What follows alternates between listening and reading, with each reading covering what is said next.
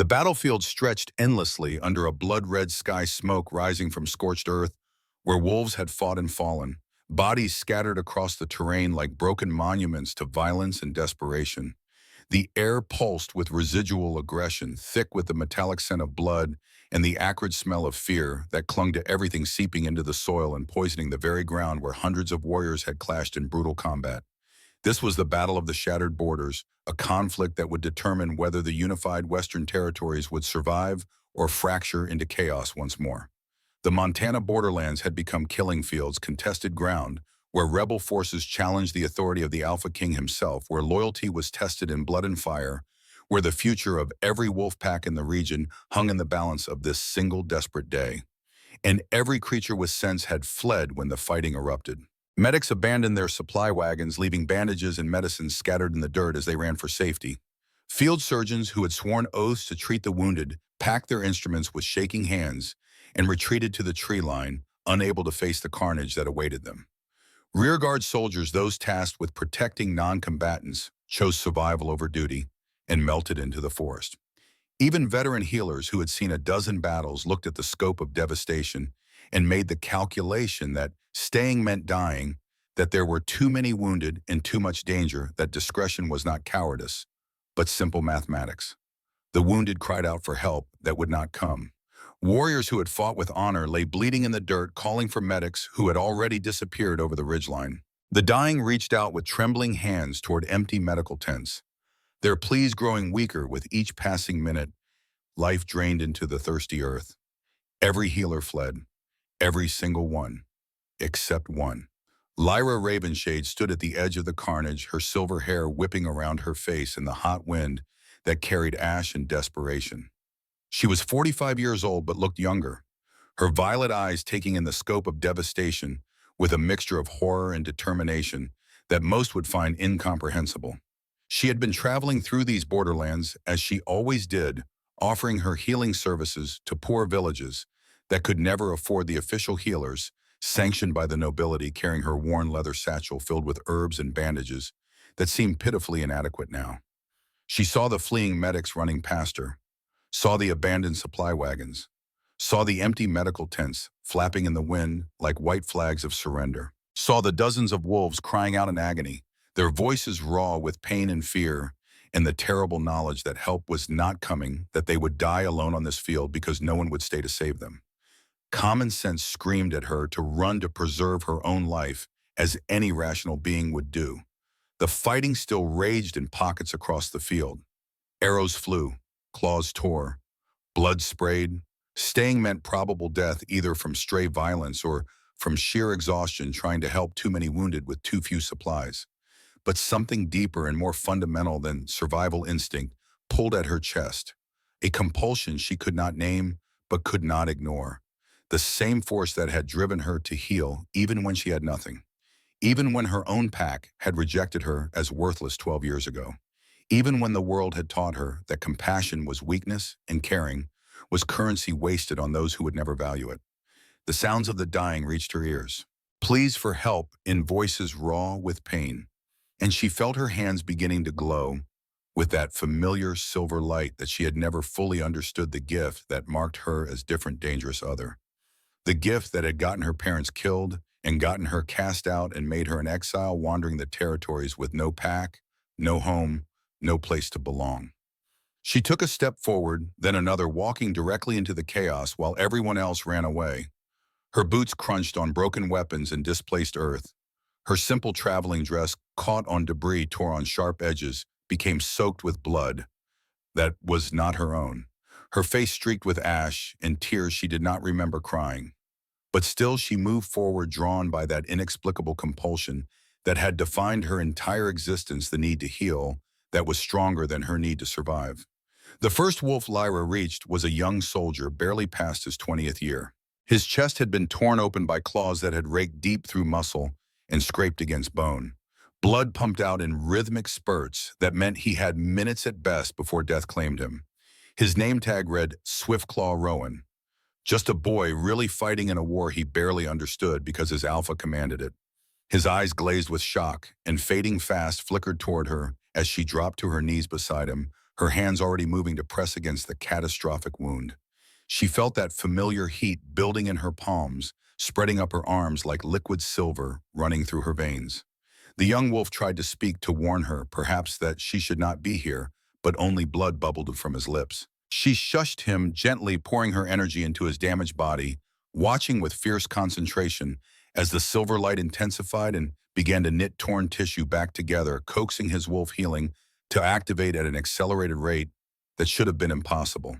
She had learned through years of desperate practice that her gift was not simply enhancing natural healing, but actually reversing damage, pulling bodies back from the very edge of death's domain. The process drained her terribly, pulling from her own life force to fuel the reconstruction of his shattered chest. But she had never been able to turn away from suffering when she had the power to stop it. Some deep part of her soul could not calculate the moment when a life hung in the balance. Young Rowan gasped as his chest wound closed, the bleeding stopping as muscle and skin reformed under her glowing hands. His eyes cleared from the fog of approaching death, focusing on her face with wonder and confusion, as if she were some divine being descended from the moon itself rather than a packless wanderer with more scars than silver. She left him there knowing he would survive now and moved to the next fallen wolf, then the next. Her movements became mechanical as adrenaline and purpose overrode her fear. Her hands glowing brighter with each healing, the silver light around her becoming a beacon in the smoke and darkness that was drawing attention from those still fighting. She did not discriminate, did not ask which side each wounded wolf fought for, did not care about allegiances or politics or the complex web of pack loyalty that had brought them all to this blood-soaked field. She saw only injured beings who needed help, and she gave it freely, exhausting herself further with each healing, but unable to stop. Some of the wolves she reached were too far gone, their spirits already departing their torn bodies. And for these, she could only close their eyes and whisper prayers to the moon goddess, feeling the weight of each failure like stones piling on her chest, even as she moved to the next who might yet be saved. The battle still raged around her in pockets of intense violence. Warriors locked in combat barely noticed the small woman moving through the carnage, and those who did notice were too shocked by the sight to process what they were seeing, this fragile-seeming creature walking fearlessly through a war zone to heal their fallen comrades. This stranger with silver hair and glowing hands who appeared from nowhere to do what no one else would. She stumbled over broken weapons and displaced earth, her dress torn and soaked with blood that was not her own, her face streaked with ash and tears. She did not remember crying, but the evidence was there, cutting tracks through the grime that covered her skin. Still, she continued, driven by that inexplicable compulsion that had defined her entire existence, the need to heal that was stronger than her need to survive. Across the battlefield, K.O. Thornheart fought with the controlled fury that had made him legendary and feared throughout all wolf territories. His massive form moved with lethal grace as he cut through enemy combatants who sought to end his reign and shatter the unity he had built through years of brutal conquest and iron rule. At 50 years old, he was in his absolute prime. His wolf was enormous and terrifyingly powerful. His human form nearly 6 feet 9 inches of pure muscle and dominance that radiated authority so strongly that lesser wolves could barely stand in his presence without their necks bowing in submission. His golden eyes, cold as winter sun, tracked every movement on the battlefield with tactical precision, calculating threats and eliminating them with efficient violence that wasted no motion. Kale had been a warrior long before he became a king, had served in special operations units during the Cascadian border wars 15 years ago, where he learned that survival required not rage but calculation, not brutality but precision. He had led elite wolf units through the Northern Territories campaign, where his tactical genius at the Battle of Redstone Ridge had saved 200 warriors from certain annihilation.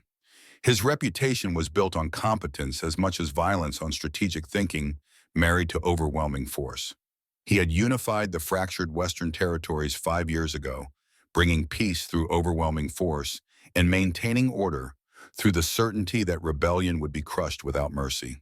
His methods had created stability, but they had also created resentment that festered in the borderlands where his control was weakest and where these rebels had finally gathered enough courage to openly defy him. Kale felt nothing as he fought.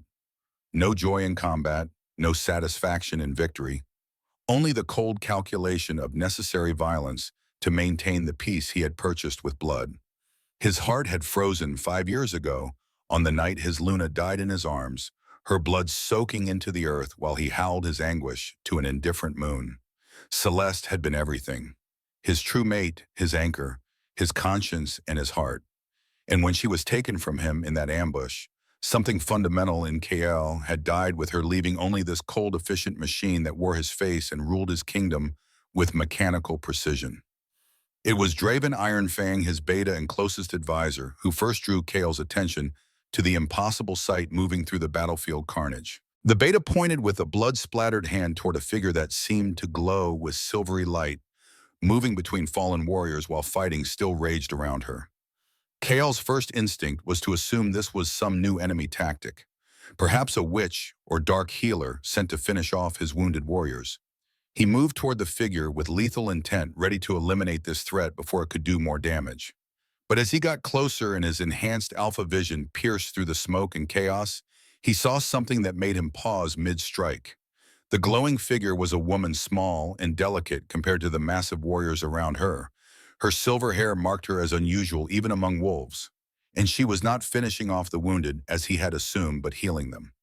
Her hands pressed against catastrophic injuries that should have been fatal. Silver light poured from her palms into broken bodies that began to knit themselves back together in ways that defied everything Kael understood about wolf healing.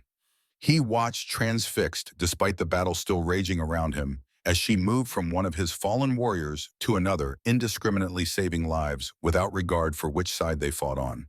Something about the sight stirred feelings in his chest that he had thought long dead. A sense of wonder and confusion that pierced through the ice that had encased his heart for 5 long years. Who was this woman, this fool who walked through a war zone to heal strangers? And why did watching her make his chest ache with something that felt dangerously like hope? Kale's moment of distraction nearly cost him everything. A rebel alpha seized the opportunity to launch a desperate attack coming at him from the side with claws extended and death in his eyes. But Draven intercepted the strike, engaging the enemy and giving Kale space to refocus, though his eyes kept drifting back to the silver-haired healer who seemed to shine like moonlight in the darkness of violence and death. The battle was turning in his favor, the rebel forces beginning to break and scatter as his superior numbers and training took their toll. But victory felt hollow, as it always did, just another necessary brutality in an endless series of necessary brutalities that maintained the peace his Luna had died for. He was preparing to give the order to pursue the fleeing rebels when he caught movement in his peripheral vision, a glint of metal that his combat instincts recognized as deadly. An arrow loose from hiding aimed directly at his exposed back while he coordinated with his warriors. He began to turn combat reflexes honed over decades of warfare kicking in automatically. But he knew with sickening certainty that he would not be fast enough to avoid it. The arrow was already in flight. The trajectory was perfect. And whoever had fired it had waited for exactly this moment when his attention was divided and his guard was down. The arrow struck his shoulder with brutal force, punching through his armor and driving deep into muscle. Immediately, Kael felt the searing burn of poison spreading through his system, recognized it as wolfsbane concentrate. Rare and expensive, and absolutely lethal even to alphas of his power. The toxin was military grade, 10 times more potent than the natural extract designed specifically to kill high-ranking wolves who could survive lesser doses. His vision blurred at the edges, darkness creeping in from the periphery. His massive legs, which had carried him through 100 battles, suddenly felt like they were made of water.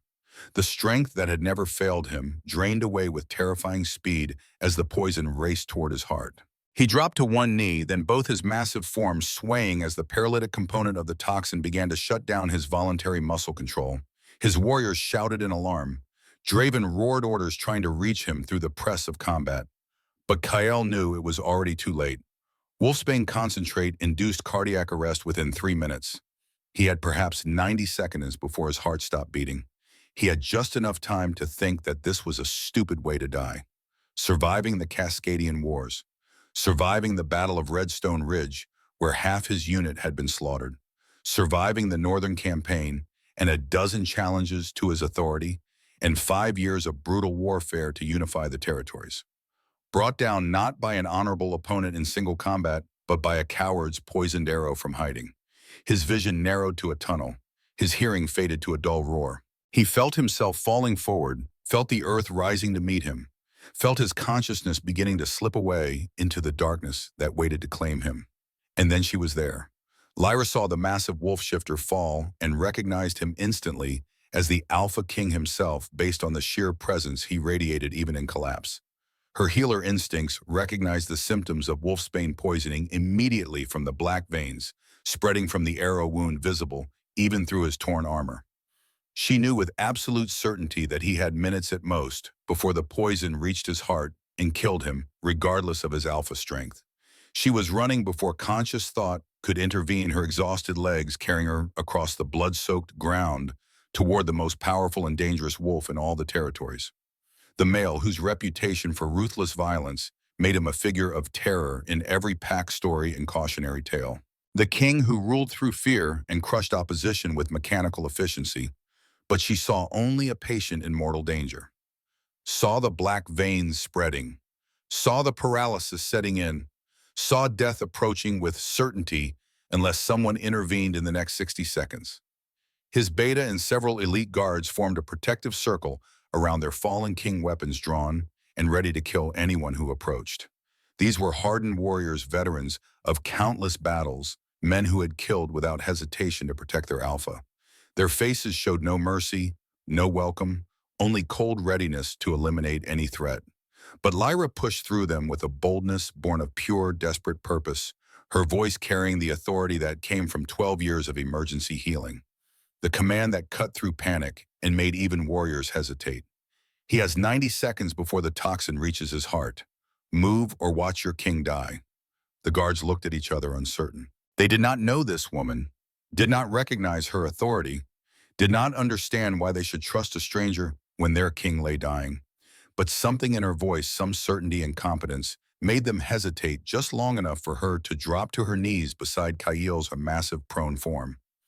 His eyes, those legendary golden eyes that could freeze lesser wolves, with a glance open slightly and focused on her face with confusion and fading awareness.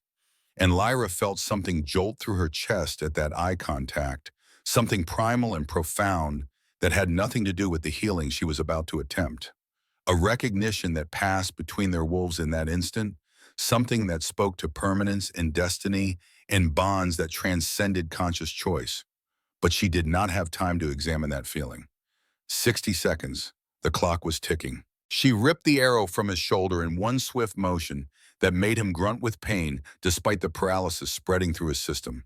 Then she pressed both hands over the wound and called up every last reserve of power she possessed, feeling the silver light explode from her palms with an intensity that made several guards cry out and shield their eyes. The poison fought her. This was not a simple injury to heal, but an active toxin still spreading through his system, still seeking his heart, still trying to complete its deadly work. Wolfsbane concentrate was designed to kill, and it resisted her attempts to reverse its effects with a malevolence that felt almost sentient. Lyra gritted her teeth and poured more of herself into the effort, dimly aware that she was using more power than ever before, drawing on reserves she had not known existed. She had to not only heal the wound, but also purge the toxin from his tissues, pulling it backward through his system and forcing it to leave his body through the open wound she had created by removing the arrow. The process was excruciating for both of them. Kael felt every nerve ending scream in agony as she reversed the poison's pathway, forcing it to retreat against its nature. But beneath that pain was something else, a warmth that spread from where her hands pressed against his shoulder, a comfort and safety that he had not felt since Celeste died, a sense of rightness that made no logical sense but sang through his bones with unmistakable truth. His wolf, usually a barely controlled monster of violence and dominance, went utterly still and quiet. Not subdued, but peaceful. Recognizing something in this silver-haired healer that Kael's human mind could not yet name or understand. Something that his wolf knew with absolute certainty, even as his human consciousness struggled to process what was happening. The black blood began to flow from the wound, hissing when it hit the ground as the concentrated toxin reacted with air. She was pulling it out, actually forcing the poison to reverse its course and leave his body. The black veins spreading from his shoulder began to recede. The paralysis loosened its grip on his muscles, the darkness receding from his vision as strength slowly returned. The entire process took less than 2 minutes, but felt like an eternity of sensation and impossible connection. When Lyra finally pulled her hands away, swaying with exhaustion from the massive expenditure of power, the arrow wound had completely closed. Smooth, unmarked skin remained where moments before there had been a fatal injury that should have killed him within minutes. Kale stared at his shoulder in disbelief, flexing his arm experimentally, full range of motion. No pain, not even a scar to mark where the arrow had penetrated. He touched the spot where the wound should have been, feeling only healthy tissue beneath his fingers, as if the injury had never existed. Then his gaze snapped back to the small woman kneeling beside him. This Omega who had just saved his life when he had already accepted death. This stranger with violet eyes that seemed to see straight through all his armor and walls to the wounded male beneath. This healer who had walked onto a battlefield while everyone else fled, who had stayed to help when the rational choice was to run, who had just performed a miracle of medicine that should have been impossible. He tried to speak, to demand her name, to ask how she had done this impossible thing, but his voice failed him. His usual cold command deserting him entirely as he looked into those eyes that held depths he could not fathom. Eyes that had seen suffering and chosen compassion anyway. Eyes that looked at him not with fear or calculation, but with simple concern for his well-being, as if he were just another patient rather than the most dangerous predator in the territories. Instead of speaking, Kael did something he had not done for anyone except his dead Luna. Something that made his beta and guards gasp in shock, the sound rippling through the warriors who were close enough to witness. He lowered his head in a gesture of deep respect and gratitude. The AlphaKing himself acknowledging a debt to this unknown Omega healer who had stayed to help when everyone else had fled. The male who had not shown vulnerability to anyone in 5 years, bowing before a packless wanderer who possessed power he could not comprehend. Several guards actually stumbled backward in shock. Draven's eyes went wide with disbelief. Throughout the battlefield, those who saw the gesture froze in their tracks, unable to process what they were witnessing. Their ruthless king, the male who ruled through fear and crushed opposition without mercy, showing respect and acknowledging debt to a stranger. Lyra stared at him, confused and uncertain. She had been isolated from pack politics for 12 years. She did not fully understand the significance of what he had just done, did not realize that this gesture was reserved for the most profound moments, the deepest acknowledgments. Did not know that he had not bowed to anyone since his Luna died, that this was a statement to everyone watching that she was under his protection, that he owed her a debt that could not be easily repaid. She started to speak, but her voice came out at a whisper, hoarse from exertion and smoke inhalation. I just did what any healer would do. Kael's rough voice, when he finally found it, carried a weight that made her shiver, despite the heat of the battlefield. No, you did what no one else would. He gestured to the empty medical tents, the abandoned supply wagons, the absence of any other healers on the field. You stayed when every other healer fled. You walked toward death while others ran from it. You saved me when I had accepted my end. His golden eyes held hers with an intensity that made it hard to breathe. What is your name? Lyra, she managed. Lyra Ravenshade. Ravenshade. He tested the name as if committing it to memory. You are packless. She stiffened slightly, recognizing the judgment that usually came with that question. But she met his eyes steadily. I am. Not anymore. His voice carried absolute authority, the command of a king who expected to be obeyed. You will come with me to Silver Peak Palace. You will accept the position of Chief Royal Healer. Your abilities are too valuable to waste wandering the borderlands. Before we continue with this incredible tale of courage and impossible connection, if you are moved by this story of the healer who stayed when everyone else fled, take a moment to like this video and let me know in the comments what you think will happen when Lyra enters the deadly political waters of the royal court. And please subscribe, because we have many more stories coming that will capture your heart with their emotional depth and unexpected turns. Lyra tried to protest, explaining that someone like her, a packless Omega with no credentials and no status, would never be accepted among the nobility of his court. But Kael's expression hardened into the ruthless mask that had earned his reputation. I am AlphaKing. I am the law in these territories. His voice left no room for argument. Your power exceeds anything I have seen in 50 years of life. You will come to Silver Peak as my chief royal healer. I will not accept refusal. The battle ended in the aftermath of Kyle's near death, the rebel forces scattering completely when word spread that their assassination attempt had failed and the AlphaKing still lived. But Kyle barely noticed the victory, his attention fixed entirely on the silver-haired healer who had collapsed from exhaustion after saving his life. He gathered her into his arms with uncharacteristic gentleness, noting how light she was, how fragile she seemed compared to the massive power she had wielded moments before.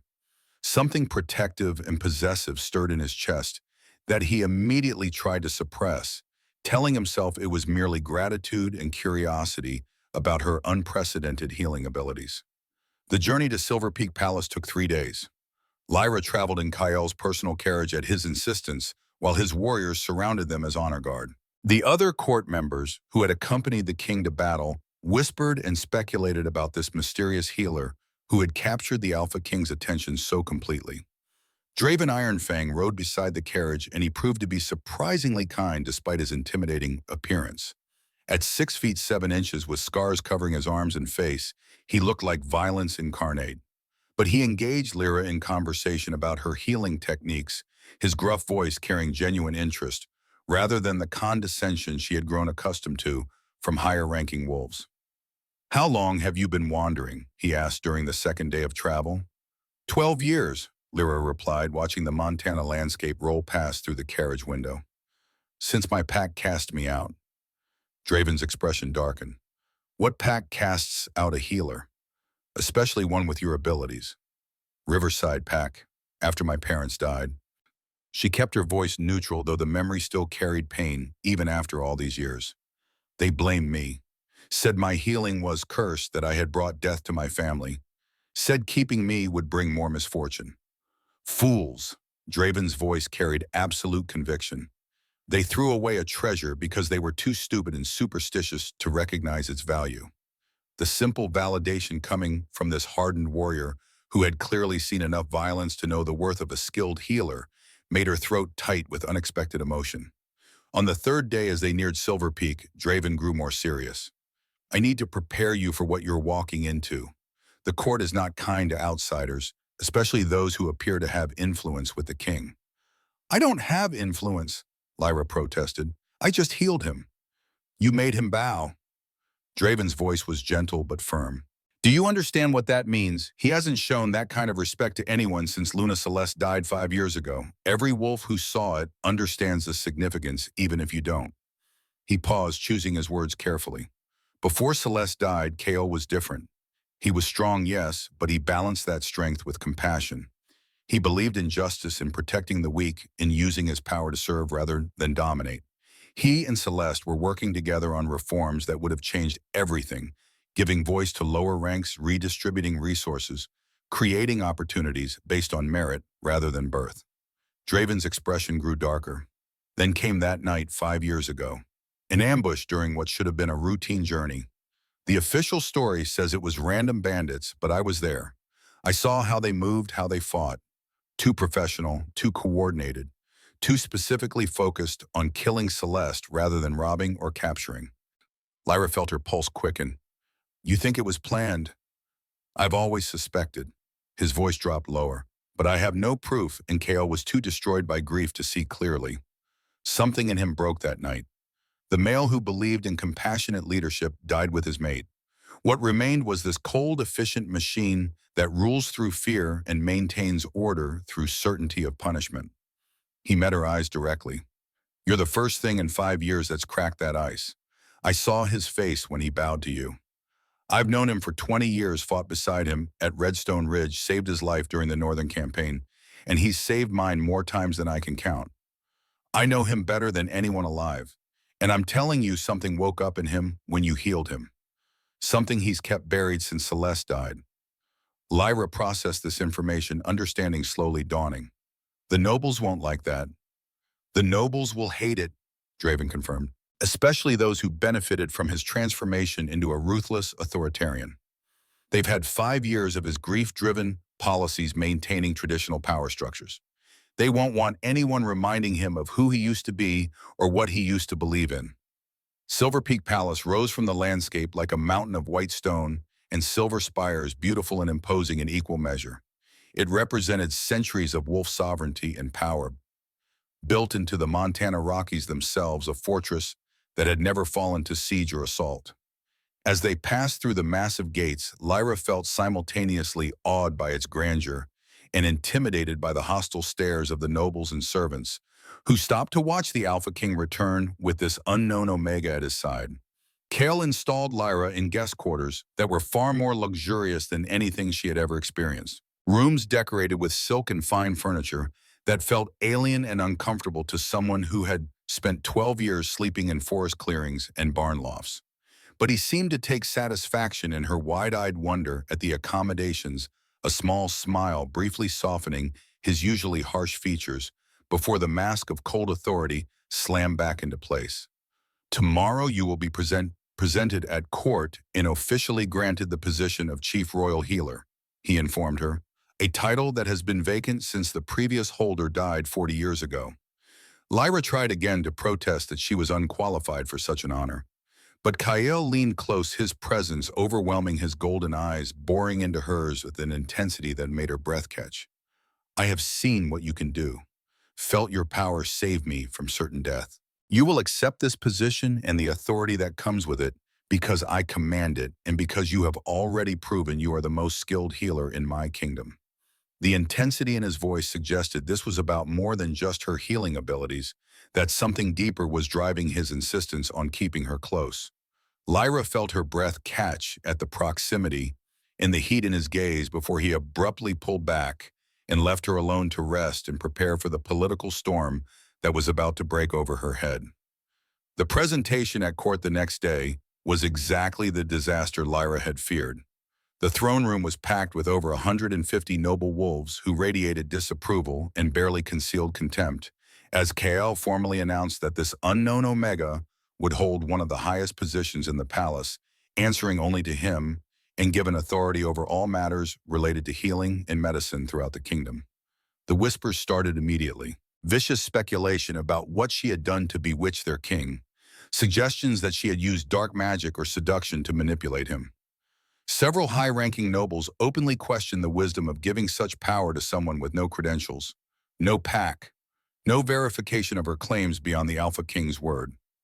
Lyra stood straight despite the hostility washing over her, her chin raised in defiance, even as her heart pounded with fear. She refused to show weakness to these wolves who saw her as beneath them, as an aberration that threatened the established order they benefited from. But it was Lady Morgath Nightveil, the king's chief advisor, who struck the most dangerous blow. She was a stunning she-wolf with midnight black hair and cunning dark eyes, her position as second in command giving her immense power and influence. She had been a minor advisor before Celeste's death, but in the chaos and grief that followed, she had risen to become Kael's most trusted counselor. Morgath's voice was sweet as honey when she spoke, her expression carefully sympathetic. Your Majesty, forgive my concern, but I must speak for the good of the kingdom. Is it truly appropriate to show such favor to any female at this time? She paused for effect, letting the question hang in the air before delivering her calculated strike. It has been only 5 years since our beloved Luna Celeste died. Perhaps grief has clouded judgment in this matter. I say this with love and respect as one who has served you faithfully through the darkest times. The throne room went deathly silent, every wolf waiting to see how the AlphaKing would respond to having his dead mate invoked to question his current decision.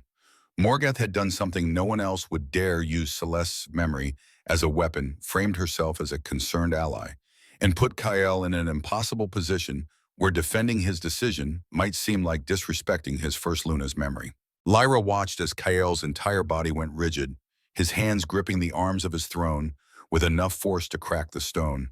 His golden eyes turned utterly cold as he stared at Morgath with an expression that promised death for her impertinence. When Kael finally spoke, his voice was quiet, but it carried through the throne room like winter wind, freezing everyone who heard it. My grief for Luna Celeste has nothing to do with recognizing exceptional talent when I see it. Lyra Ravenshade saved my life and the lives of dozens of our warriors using abilities that exceed anything our current healers possess. She stayed on that battlefield and healed the wounded while every other medic fled to safety. She walked into death while others ran from it. His voice remained quiet but grew more dangerous with each word. Anyone who questions my judgment on this matter is welcome to challenge me directly and face the consequences of such challenge. The threat was unmistakable, the reminder that Kekel had unified the kingdom through personal combat and remained undefeated. That questioning his authority was essentially requesting a death sentence. The nobles immediately lowered their eyes in submission, though their resentment burned hotter beneath the surface. Morgath smiled and bowed her head in seeming acceptance. But Lyra saw it clearly, the flash of pure hatred in those dark eyes. The recognition that she had just made a powerful and dangerous enemy, someone who saw her as a threat to carefully laid plans that Lyra could not yet perceive but sensed, were deadly.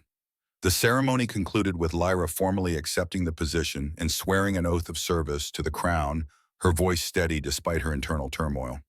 And when it was done, Kael rose from his throne and offered her his arm to escort her from the throne room, a gesture of honor typically reserved for Luna or the highest nobility. He was making a statement to everyone watching that she was under his personal protection, that any move against her would be considered a move against him directly, that despite their objections and resentment, she was here to stay.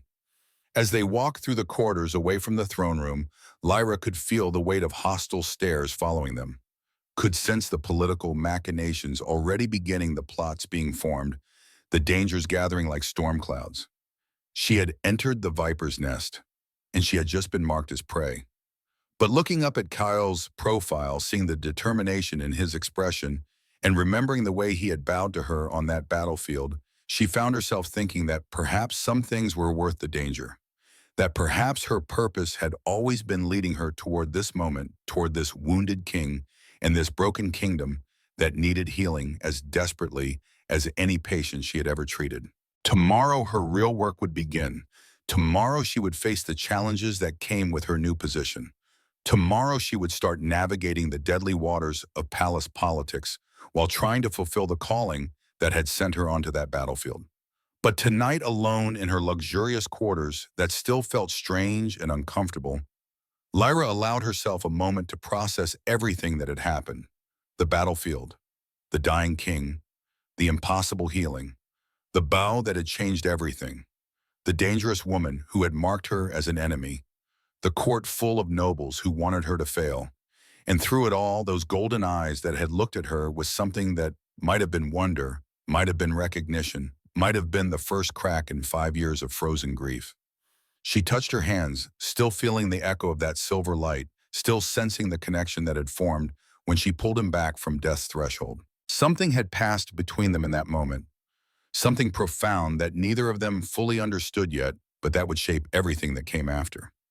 The moon rose over Silver Peak Palace, bathing the white stone in silver light, and Lyra Ravenshade, Packless Omega, and newly appointed Chief Royal Healer stood at her window and wondered what she had truly agreed to when she accepted that position.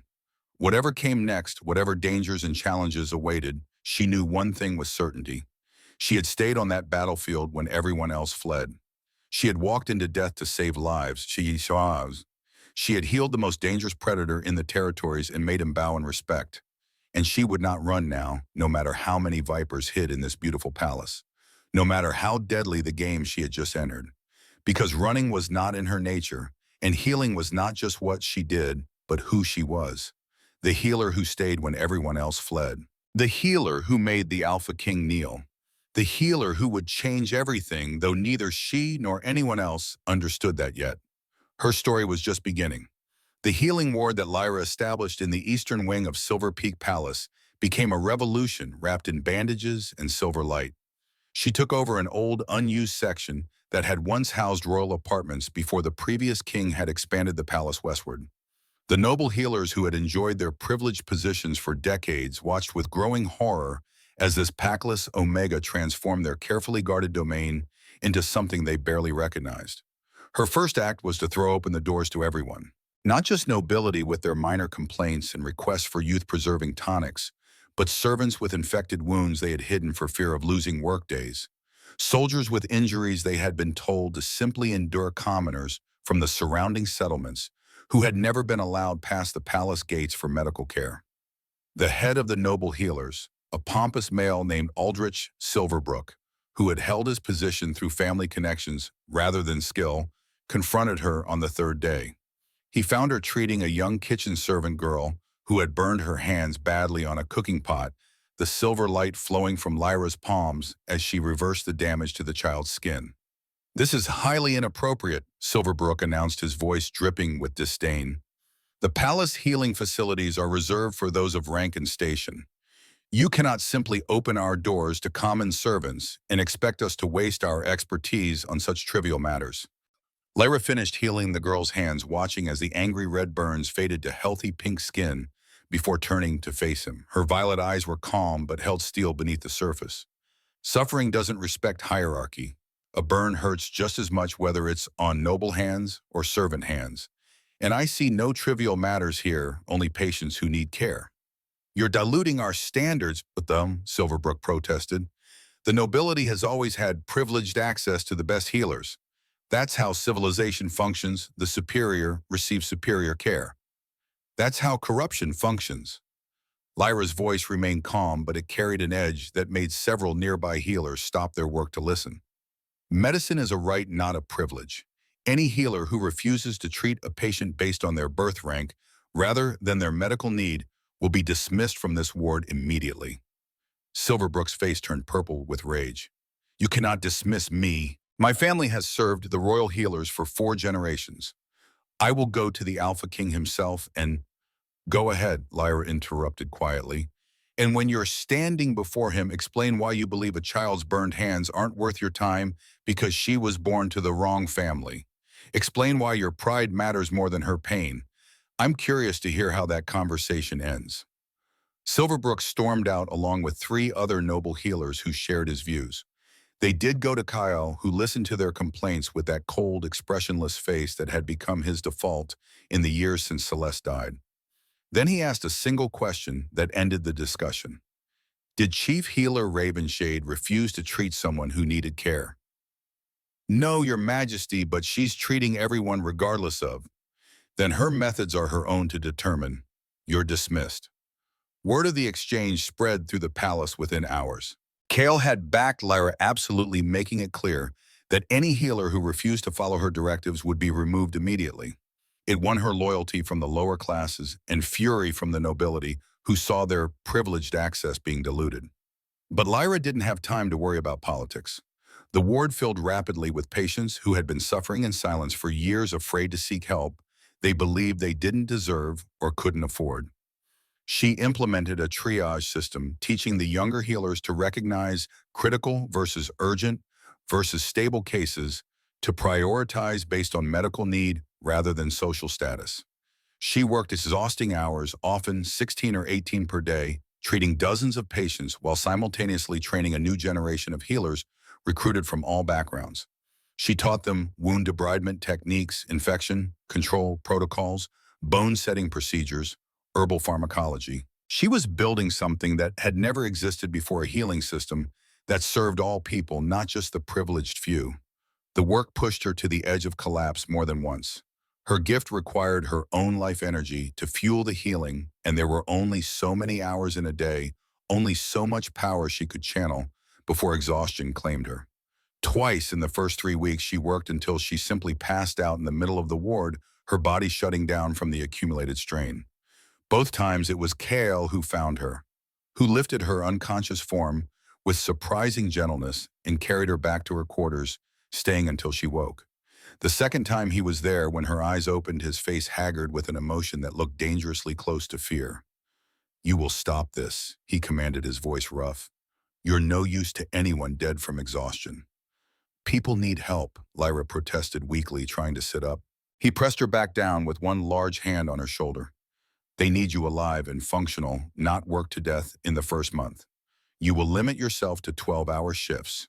You will take a full day of rest every week. You will eat proper meal at regular intervals. These are not suggestions, they're orders from your king." But the concern in his golden eyes told her this was more than just a king's command. It was worry from someone who had already lost too much and couldn't bear to watch another person destroy themselves through service. After he left, the guard stationed outside her door whispered about how the Alpha King had carried her with the same careful gentleness he used to show with Luna Celeste, about how he had stayed by her bedside for hours, both times refusing to leave until he was certain she would wake, about how he visited the healing ward far more frequently than any king needed, to always finding reasons to check on supplies or observe treatments, but really just watching Lyra work with an intensity that made the guards uncomfortable. The court whispers intensified. The king was obsessed. She had bewitched him. She was replacing Celeste in his affections. The whispers reached Morgath Knight of Oil's ears, and the chief advisor's expression grew darker with each report. It was during one of these long, exhausting days in the healing ward that an ancient male wolf appeared at the entrance, his white fur and deeply lined face marking him as an elder, but his pale blue eyes remained sharp with intelligence that age had not dimmed. He introduced himself as Elder Aldrich Wolfsbane, a healer who had served the palace decades ago before retiring to private life. He was 82 years old, respected by all who knew him, and when he asked if he might speak with Lyra privately about matters of some delicacy, she found herself unable to refuse. They walked to the palace's herb garden, a quiet space where medicinal plants grew in carefully tended rows. Aldrich moved slowly but with purpose, his gaze studying Lyra with an intensity that he made her nervous. "I recognized your power the moment I saw footage of the battlefield," he said without preamble. "The silver healing light, the ability to pull wolves from death's threshold. I have seen such abilities once before, many years ago." Lyra's heart began to race. "Where? In your mother's hands?" Aldrich's voice was gentle but carried weight. "Seraphina was her name, yes, married to Matthias. They lived quietly in Riverside Pack for several years before they died." Lyra felt tears prick her eyes at hearing her parents' names spoken with such familiarity and respect. "You knew them." "I knew them well." Aldrich's expression softened with old grief. "Seraphina was like a sister to me. I helped her and Matthias disappear 30 years ago, gave them new identities, new histories. They hoped to raise you in peace, away from the dangers that come with your bloodline." "What bloodline?" Lyra's voice came out as a whisper. Aldrich sat on a stone bench, gesturing for her to join him. "You are a lunar healer, child. A bloodline that was supposedly extinct for over a century before your mother revealed herself to me. Your abilities go far beyond normal wolf healing. You can cure mortal wounds or reverse damage that should be permanent, pull spirits back from the very threshold of death itself." He paused, letting that sink in before continuing. "But there's more. Lunar healers can see psychic imprints left on objects by strong emotions. Touch something that witnessed a significant event, and you can experience echoes of what happened. See truths hidden in the emotional residue of the past." Lyra thought about the strange visions she had been experiencing lately, the flashes of memory that seemed to belong to other people. "I've been having episodes. When I touch certain things, I see moments that I wasn't present for."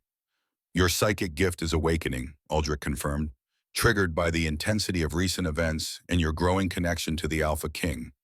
These abilities will grow stronger over time, but they also make you dangerous to those with secrets to hide." He reached out and took her hand, his grip surprisingly strong for his age. 100 years ago, the ruling class decided that lunar healers were too dangerous to allow to exist. We could see truths they wanted hidden.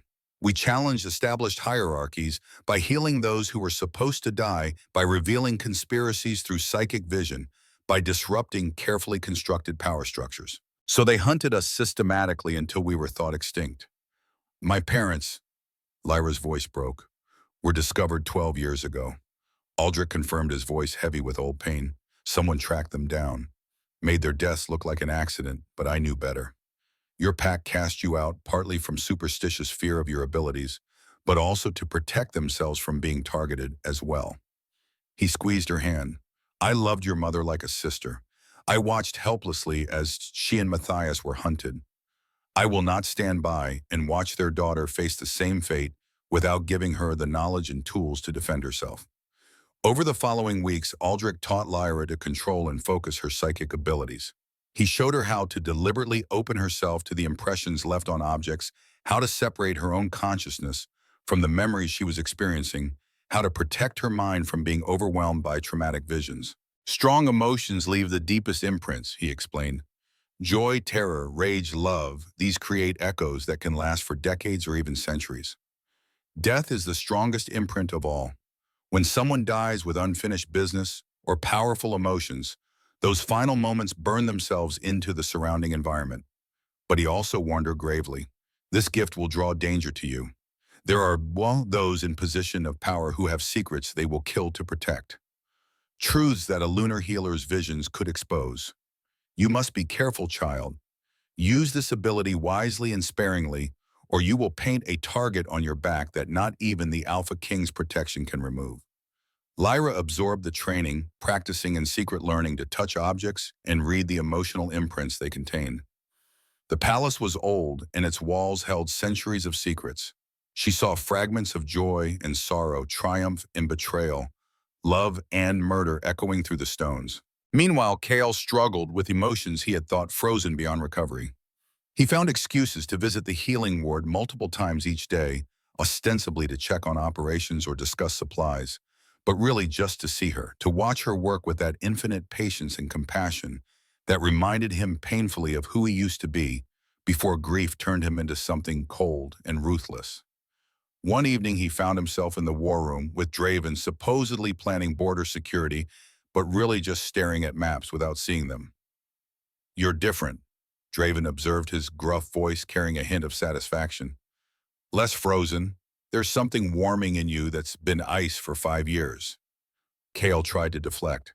Focus on the border situation. But Draven pressed on with the privilege of 20 years of brotherhood. We've known each other since Redstone Ridge, fought side by side through the Northern Campaign. You saved my life during the Cascade Wars. I saved yours more times than either of us can count. I know you better than anyone alive, so I'm telling you, as your brother, not your beta, don't waste this chance. Celeste was everything. I know, we all loved her. Draven's voice was gentle but firm. But she would not want you to become a monument to her memory. She believed in living, fully loving, deeply fighting for justice. Honoring her means continuing that work, not freezing yourself in perpetual grief. Kale felt something crack in his chest, a fissure in the ice that had encased his heart for so long. I don't know how to move past the guilt. I insisted she come on that journey. Put her in danger. You didn't kill her, Draven said quietly. Whoever ambushed you did, and I've never believed it was random bandits. Too coordinated, too professional. Someday we'll find out who really ordered it, and when we do. He left the threat hanging, but the promise of vengeance was clear.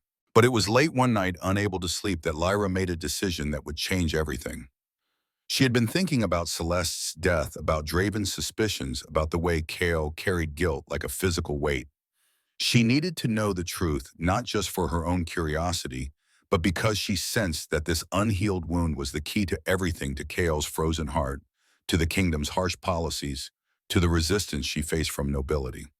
She waited until the palace was quiet, then made her way to the memorial garden where Luna Celeste had loved to spend time. It was a beautiful space, carefully maintained, exactly as it had been 5 years ago, with stone benches and moonflowers and silver birch trees, creating an atmosphere of melancholy peace. There was a specific bench with a bronze plaque that read, "In memory of Luna Celeste Thornheart, whose light still guides us." Lyra knew from palace gossip that this had been Celeste's favorite spot, where she would sit and plan her reforms, dream of a more just kingdom, and wait for Kael to join her after his duties were complete. Lyra sat on the bench, her heart pounding with apprehension and determination. She had been practicing her psychic abilities in secret, but this would be different. This would be reaching for specific information, deliberately opening herself to potentially traumatic visions. But she needed to know, needed to understand. She placed both palms flat on the stone bench and opened her psychic senses, completely calling out to any impressions that remained from Celeste's time here. The vision hit her like a physical blow. Suddenly, she was seeing through someone else's eyes, experiencing memories that belonged to a woman 5 years dead. The garden at twilight, the scent of moonflowers heavy in the air. Celeste's voice, though Lyra was experiencing the memory from Celeste's perspective, so it was more like hearing her own thoughts. The reforms will work. I know they will. We just need to convince the noble houses that sharing power doesn't mean losing it. Kale understands. He sees the injustice in the current system, sees how Omegas and lower ranks are denied basic rights. Together we can build something better. The memory shifted. Now she was in these same chambers, but preparing for a journey. Excitement mixed with nervousness. Documents on a desk, reform proposals with detailed plans. Omega Representation Council. Resource Redistribution Act. Merit-based appointment system. Lower class education initiative. The noble houses will resist, but it's right. It's just. Kale's heart is good. Grief and war have hardened him, but underneath he still believes in justice, in protecting the vulnerable, in using strength to serve rather than dominate. I just need to remind him. On this journey, I'll convince him to move forward with full implementation. Another shift. Now on horseback, forest path, beautiful day, with sun streaming through pine trees. Kale riding ahead with advanced scouts. Celeste in the center of a protective formation with 8 guards. Internal thoughts. After this trip, everything changes. A new era for our kingdom. No more rigid hierarchy. No more suffering and silence. Everyone will have a voice. Everyone will have opportunity. This is what we were meant to build together. Then everything exploded into chaos and terror. The ambush came with brutal efficiency. Professional killers emerging from concealment with military precision.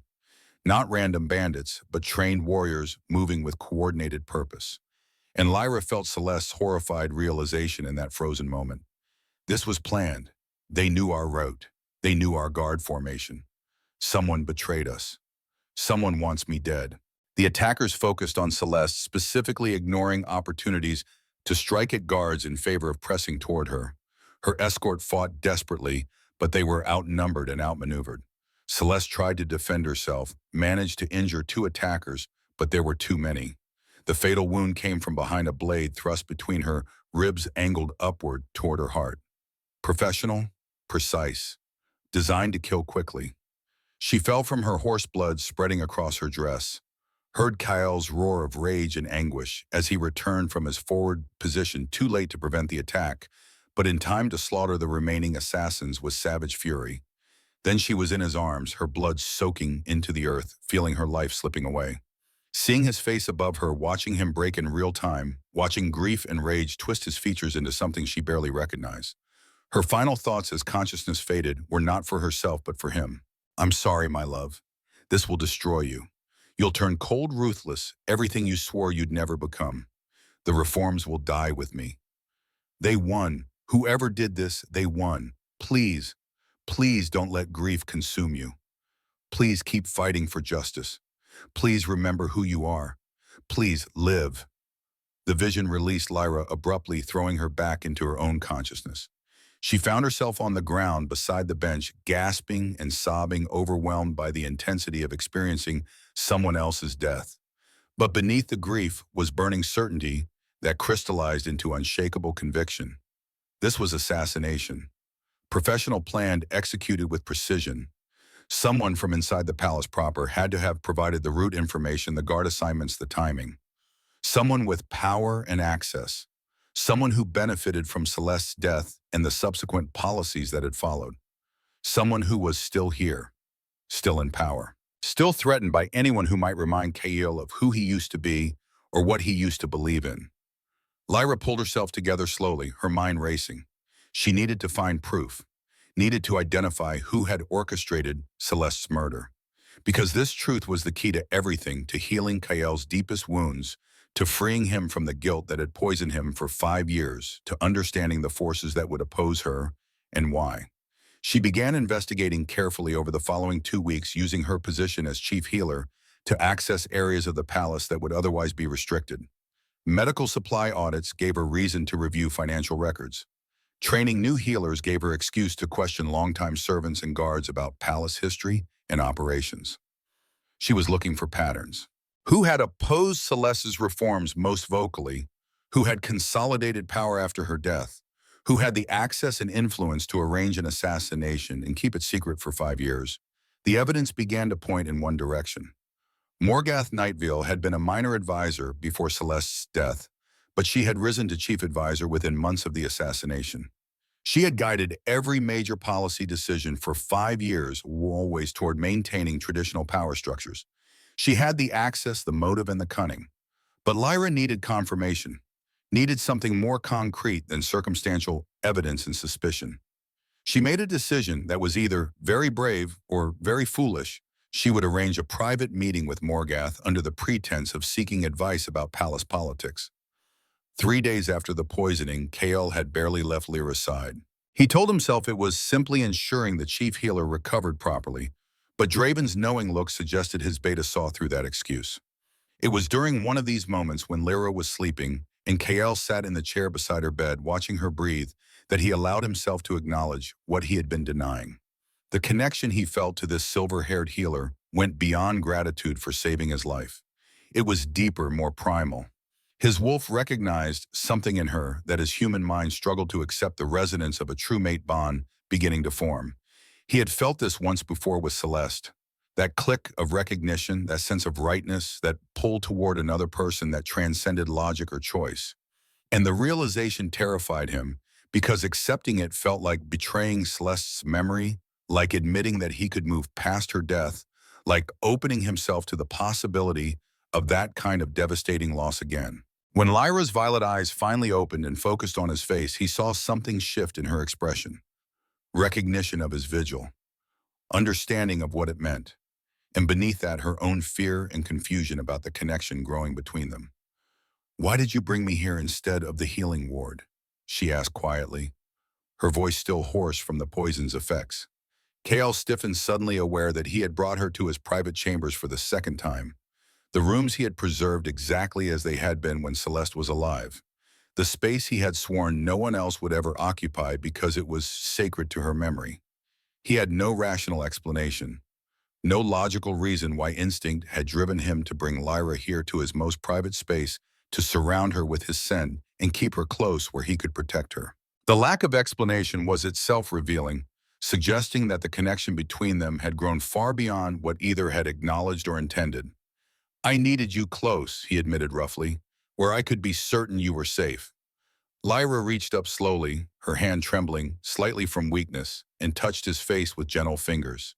The gesture was tender and bold at once, bridging the vast social distance between AlphaKing and Packless Omega. "Honoring the dead doesn't require you to stop living," she said softly. "Celeste wouldn't want you frozen forever as tribute to her memory." Kael pulled away as if burned, standing abruptly. The words hit too close to truths he was not ready to face. He stood there for a long moment, his back to her shoulders, rigid with tension. "You don't know what she would want," he said, but his voice sounded hollow even to himself. "No," Lyra agreed, "but I know what she wouldn't want. She wouldn't want you to waste your life in perpetual mourning. She wouldn't want you to become something cold and ruthless in tribute to her. She wouldn't want you to punish yourself for her death when it wasn't your fault." He turned back to face her, his golden eyes blazing with emotion he could no longer suppress. "How would you know what's my fault or not?" "Because I've been investigating," Lyra said quietly. "Because Draven told me he always suspected the ambush wasn't random. Because I can see that you carry guilt for something that was done to you, not by you." Before Kael could respond, before he could process what she was saying, she continued with words that would haunt him. "Someone murdered her, Kael. Someone from inside the palace, someone with power and access. And that someone is still here, still manipulating you, still benefiting from your grief." He stared at her, his mind reeling. The official investigation had concluded it was bandits, random bad luck. But he had never quite believed it, had always felt something was wrong about that day. And now this healer with her strange gifts was confirming his buried suspicions. "Who?" The word came out as a growl. "I don't have proof yet," Lyra admitted.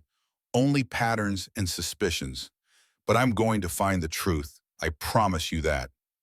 Kael left without another word, but as he walked through the corridors of his palace, he felt something shifting inside him. The ice beginning to crack. The frozen grief starting to thaw into something that felt dangerously like hope mixed with rage. If Celeste had been murdered, if someone had stolen her from him deliberately, then his guilt might be misplaced. His years of self-punishment might be based on a lie. And whoever was responsible would face justice so absolute, so thorough, that it would become a warning passed down through generations. 3 days later, Lyra felt recovered enough to return to her investigation. She arranged a meeting with Morgath Nightvale under the pretense of seeking advice about navigating palace politics as an outsider. Morgath agreed readily, perhaps seeing an opportunity to assess this potential threat, perhaps confident that a packless Omega posed no real danger to her carefully constructed power. They met in Morgath's lavish private chambers decorated with dark elegance that matched her sophisticated cruelty. The chief advisor greeted Lyra with false warmth, offering tea and comfortable seating, playing the role of concerned mentor to perfection.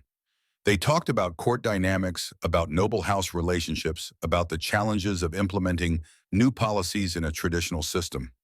Morgath was smooth-practiced, revealing nothing of her true thoughts beneath the polished exterior. But Lyra had been preparing for this moment. She had learned from Aldrich how to read emotional residue, how to sense truth beneath lies. And more importantly, she had learned from 12 years of survival that sometimes you had to take calculated risks. Everyone tells me the palace was different when Luna Celeste was alive, Lyra said casually, watching Morgath's face with her peripheral vision while pretending to focus on her tea. More open? More hopeful? She must have been remarkable. A flicker of darkness crossed Morgath's features before she composed herself. Celeste was a wonderful person, perhaps too idealistic for the harsh realities of ruling wolves. There it was, the hint of disdain buried under false praise. Lyra pressed gently, carefully. I heard she had plans for reforms, giving representation to lower ranks, redistributing resources. It sounds progressive. Progressive. Morgath's smile didn't reach her eyes. That's one word for it. Naive might be another. Dangerous would be more accurate. Dangerous, Lyra affected confusion. How so? The kingdom requires hierarchy to function. Morgath explained, her voice taking on a harder edge. Order demands that the strong lead and the weak follow. Celeste's reforms would have elevated those born to lower stations, giving them power they weren't bred to handle. It would have been chaos. But the AlphaKing supported her plans, didn't he? Lyra knew she was pushing now, but she needed Morgath to reveal herself. Kael was blinded by love. Morgath's mask was slipping, her true contempt showing through. He would have destroyed everything our ancestors built because she asked him to, would have thrown away centuries of proper order to please his idealistic mate. Lyra set down her teacup and met Morgath's eyes directly. Perhaps those reforms should be revisited now. The kingdom is stable. Maybe it's time to give all wolves a voice regardless of their birth rank. The change in Morgath was instantaneous and terrifying. The polished facade shattered completely, her face twisting with rage as she stood abruptly, all pretense of mentorship abandoned. Those reforms would destroy everything. Morgath's voice rose to a snarl. Elevated the weak and worthless at the expense of those born to lead. I will not allow some packless Omega healer to undo what I sacrificed to preserve. And there it was, the confession Lyra had been seeking, pouring out in Morgath's fury and arrogance. I arranged Celeste's death with 11 other noble families. We couldn't let her poison Kael's mind with that equality nonsense. We used his grief perfectly, transformed him into the ideal enforcer, maintaining our interests. 5 years of carefully guiding him toward policies that kept traditional power structures intact. And then you arrived. Morgath's eyes blazed with hatred, making him soft again, reminding him of compassion. You're the same threat she was, worse, because you survived my first attempt to eliminate you. Oh, she laughed bitterly. What will you do with this information packless healer? You have no proof. No one will believe your word over mine, the kingdom's most respected advisor against an Omega, with no status, no pack, no credibility. You have nothing. But Lyra had pushed too far, had been so focused on getting the confession that she had missed the trap closing around her. Morgath's guards entered from hidden doors, 6 massive warriors loyal to her, rather than the crown. Seize her, Morgath commanded coldly. They grabbed Lyra before she could run their strength, overwhelming her slight frame. She struggled desperately, but her healing abilities were useless as a weapon against trained killers. You'll disappear, Morgath said with satisfaction, just like you never existed. Kael will blame rebels, increase security, measures become even more authoritarian.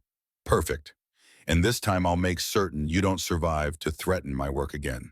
They dragged Lyra toward a hidden passage she hadn't known existed, pulling her down into darkness while she fought uselessly against their iron grip. The last thing she saw before they descended into the secret tunnels was Morgath's smile of triumph, the expression of a predator who had just eliminated a threat to her carefully constructed empire of manipulation and control. The hidden dungeons beneath Silver Peak Palace were ancient, predating the current structure by centuries. They had been built as emergency shelters during the territorial wars of old, then forgotten by most as the palace expanded above them. But Morgath had discovered them years ago and had kept their existence secret, maintaining them as her private insurance against threats she couldn't eliminate publicly. They threw Lyra into a cell carved from living rock, its walls covered with runes that made her skin crawl. She recognized them from Aldrich's teachings, power-dampening symbols, ancient wolf magic designed to block supernatural abilities. She tried to summon her healing light and felt nothing but a flicker before the runes suppressed it completely. Her psychic senses, which had been growing stronger with practice, were blind. Her enhanced healing, which had saved so many lives, was locked away behind magical barriers. She was reduced to the strength of a normal Omega wolf, which meant she was helpless against the forces that had imprisoned her. Morgath visited her cell a few hours later, carrying a lamp that cast dancing shadows on the stone walls. She looked pleased with herself, confident in her victory. "No one knows these dungeons exist except me and my most loyal followers," she said conversationally, as if discussing the weather rather than imprisonment and murder. "I've used them before for inconvenient problems. You're not the first to disappear down here, though you may be the most dangerous. A lunar healer. I didn't know what you were until recently, but it explains so much." She leaned against the cell bars, studying Lyra like a specimen. "Your parents were lunar healers too, weren't they? I didn't arrange their deaths, that was before my time, but I understand why it was necessary. Your kind sees too much, reveals too many secrets, disrupts too many carefully laid plans. Better to eliminate the bloodline entirely than risk what you might uncover." "Kale will look for me," Lyra said, trying to keep her voice steady despite the fear clawing at her chest. "Of course he will." Morgath smiled. "He'll tear the palace apart, interrogate everyone, suspect rebels or rival nobles. Never thinking to look beneath his own feet in dungeons even he doesn't know exist. Eventually he'll have to accept that you were taken by enemies who spirited you away. He'll blame himself, of course. More guilt to add to the pile I've been building for 5 years. More pain to make him pliable." She pushed away from the bars, preparing to leave. "Your disappearance will actually serve my purposes perfectly. He'll increase security measures, become more paranoid and controlling. The next phase of my plan is to orchestrate a larger war with the Eastern Territories, create enough chaos that he grants me emergency powers, making me effective co-ruler. Then eventually an unfortunate accident for the AlphaKing himself. I'll install a puppet on the throne and rule through them without the complication of Kahel's occasional inconvenient conscience." Morgath's expression grew colder. "You were the first real threat to these plans since Celeste. Your healing abilities, your influence over him, your capacity to remind him of who he used to be, all of it could have undone years of careful manipulation. But like Celeste, you'll die and become another ghost haunting him, another source of guilt and grief that pushes him further into the isolation I've been cultivating." She turned to leave, then paused at the doorway. "I'll return within a day to personally end your life. I want to savor the moment of eliminating the last obstacle to complete domination of the Western Territories. Try to rest, Lunar Healer. Your death will at least be quick, more mercy than you deserve for interfering in matters beyond your understanding." The door closed, leaving Lyra in darkness, broken only by thin light filtering through the cell bars from torches in the corridor beyond. She tested the dampening runes again, felt them suppress her power completely. Checked the cell door, solid iron, no mechanism on the inside, impossible to force open with normal strength. No food, no water, no way out. Just darkness and time, and the certainty that help would not come because no one knew where to look. She thought about Kael, about the connection that had been growing between them, about the way he had bowed to her on that battlefield and carried her to his chambers when she was poisoned. She thought about the broken king who had frozen his heart to survive grief, and how Celeste's last wish had been for him to keep living, to keep fighting for justice, to remember who he was. She had promised to find the truth about Celeste's death, had promised to heal him, to help him become the leader he was meant to be. And she had failed, had walked straight into Morgath's trap because she had been arrogant enough to think she could outmaneuver a predator who had been playing this game for years. Lyra pulled her knees to her chest and allowed herself to cry for herself, for her parents, for Celeste, for Cahill, for all the people who would suffer under Morgath's continued manipulation. She had stayed on that battlefield when everyone else fled, had walked into death to save lives, had tried to heal a kingdom as broken as any patient she had ever treated, and now she would die in darkness and Morgath would win and Kael would never know the truth. Unless, she felt it then, faint but present, a warmth in her chest that had nothing to do with her healing abilities. A connection that the dampening runes couldn't touch because it wasn't her power but something between her and Kael. The mate bond that had been forming since that first moment on the battlefield growing stronger with each interaction, each touch, each moment of recognition. It was incomplete, not fully formed, because they had not accepted or acknowledged it. But it was there. And if she could reach through it, if she could send her terror and desperation through that fragile link, maybe just maybe he would feel it, would know she was in danger even if he couldn't pinpoint where. It was a desperate hope, but it was all she had. Lyra closed her eyes and reached for that warmth, for that connection that hummed between them. And she poured every ounce of her fear and need into it, calling out to him through the bond they had not yet claimed, praying that he would hear. Please, she thought, please find me. Please don't let her win. Above in his private chambers, Kael suddenly gasped and clutched his chest. A wave of terror washed over him that was not his own. Pure, desperate fear that came from outside himself, from a connection he had been trying to deny but could no longer ignore. Lyra, he whispered. And then he was moving, roaring for Draven, for his guards, knowing with absolute certainty that she was in mortal danger, and that if he didn't find her soon, he would lose another mate to the predators hidden in his own palace. The hunt had begun.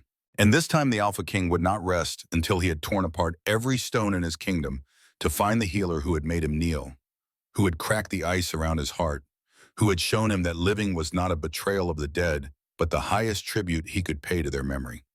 This time he would not be too late. The terror that crashed through Kael's chest was not his own, but it drove him to his knees with the force of a physical blow. He had felt nothing like this in 5 years, not since the night he held Celeste as she died, not since grief had frozen his heart into something cold and mechanical. But this was different. This was immediate and overwhelming and coming from outside himself through a connection he had been desperately trying to ignore. The mate bond, incomplete and unacknowledged but real enough to carry Lyra's terror straight into his soul.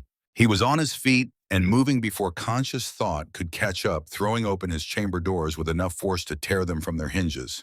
The guards stationed outside jumped at his sudden appearance, their hands going to weapons before recognizing their king. "Find Draven!" Kael snarled, his voice already shifting toward the primal growl of his wolf fighting for dominance. "Now, and mobilize every warrior in the palace. Chief Healer Ravenshade is in mortal danger." The guards scattered to obey, and Kael stood in the corridor trying to pinpoint the direction of that terror bleeding through the bond. It was close. Not outside the palace walls, but somewhere within somewhere he should be able to reach. But the sensation was muffled, dampened by something he couldn't identify, like trying to hear through water or see through fog. Draven arrived within minutes, his beta instincts bringing him at a run. What happened? She's in danger. Kael's hands clenched into fists, claws extending involuntarily. I can feel it.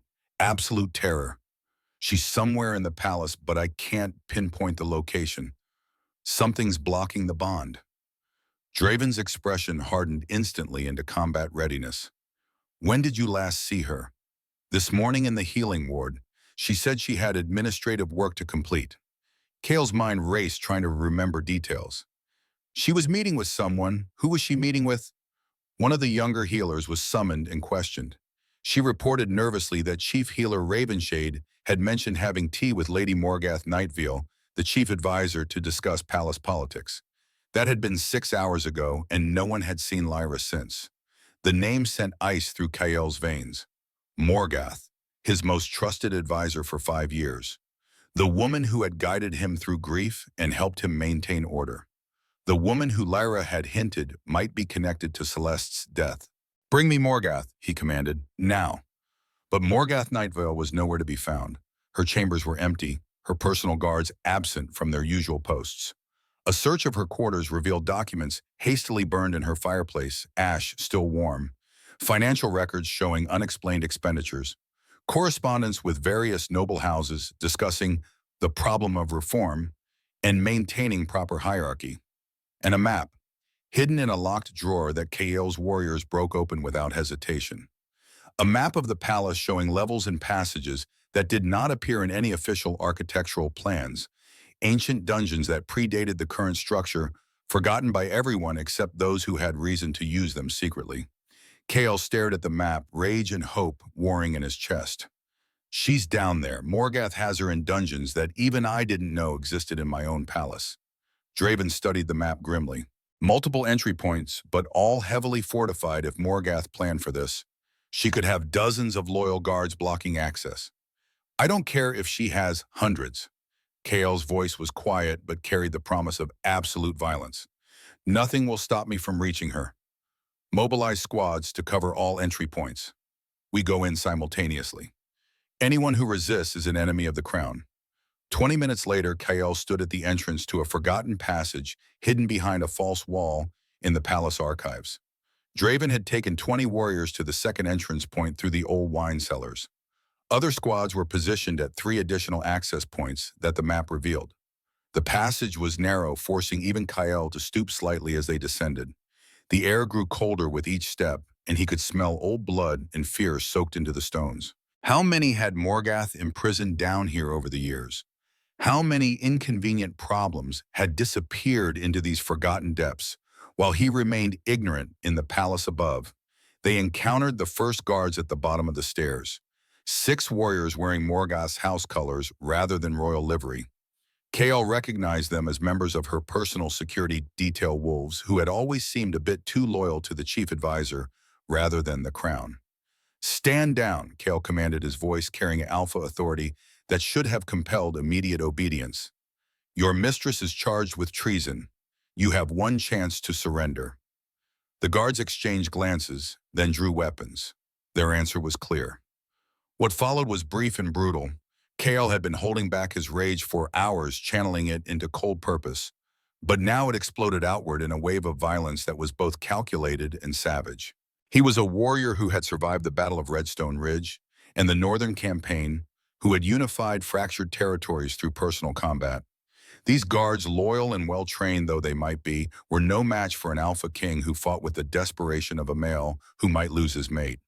The fight lasted less than 30 seconds. When it ended, all 6 guards were either dead or unconscious, and Kael's squad was moving deeper into the dungeon complex.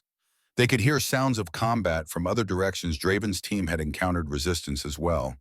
The dungeons were larger than Kael had imagined, a maze of passages and cells that spoke to centuries of use and misuse. How had he been so blind? How had he not known that beneath his palace, beneath the justice he thought he administered, was this dark reflection where Morgath had been disappearing anyone who threatened her power? He followed the bond now, that fragile connection to Lyra, that pulled him through the maze like a rope attached to his chest. The terror had faded somewhat. Was she unconscious? He would know if she died. The bond would shatter completely. She was alive and he would reach her. 2 more groups of guards tried to stop them. 2 more brief battles that Kael ended with ruthless efficiency. His warriors fought with the discipline of veterans, but it was Kael himself who was unstoppable, a force of nature driven by purpose so absolute that nothing could stand in his path. Then he found her cell. The door was solid iron with a small, barred window, and through it he could see her. Lyra was huddled against the far wall, her silver hair dull in the dim light, her violet eyes showing exhaustion and fear, but also fierce determination. She looked up as his shadow fell across her, and the relief that flooded her expression made something crack wide open in his chest. "Kael," she whispered. He didn't bother with the lock, simply gripped the door and pulled with all his alpha strength enhanced by desperation. The metal screamed in protest, hinges tearing from stone, and then the door was flying backward as Kael wrenched it completely off its frame. He was across the cell in 2 strides, dropping to his knees beside her and gathering her into his arms with a gentleness that completely contradicted the violence of the moment before. His hands shook as he checked her for injuries, his wolf whining in distress at her weakened state. "Are you hurt?" His voice was raw. "Did she—" "I'm okay," Lyra interrupted, though her voice was hoarse. "The runes block my abilities, but otherwise I'm unharmed. How did you find me?" "I felt your terror through the bond." Kale's golden eyes held hers with intensity that made breathing difficult. "A connection I didn't understand until it was threatened. When you were in mortal danger, when I thought I might lose you, I felt it as clearly as my own fear." He touched her face gently as if confirming she was real.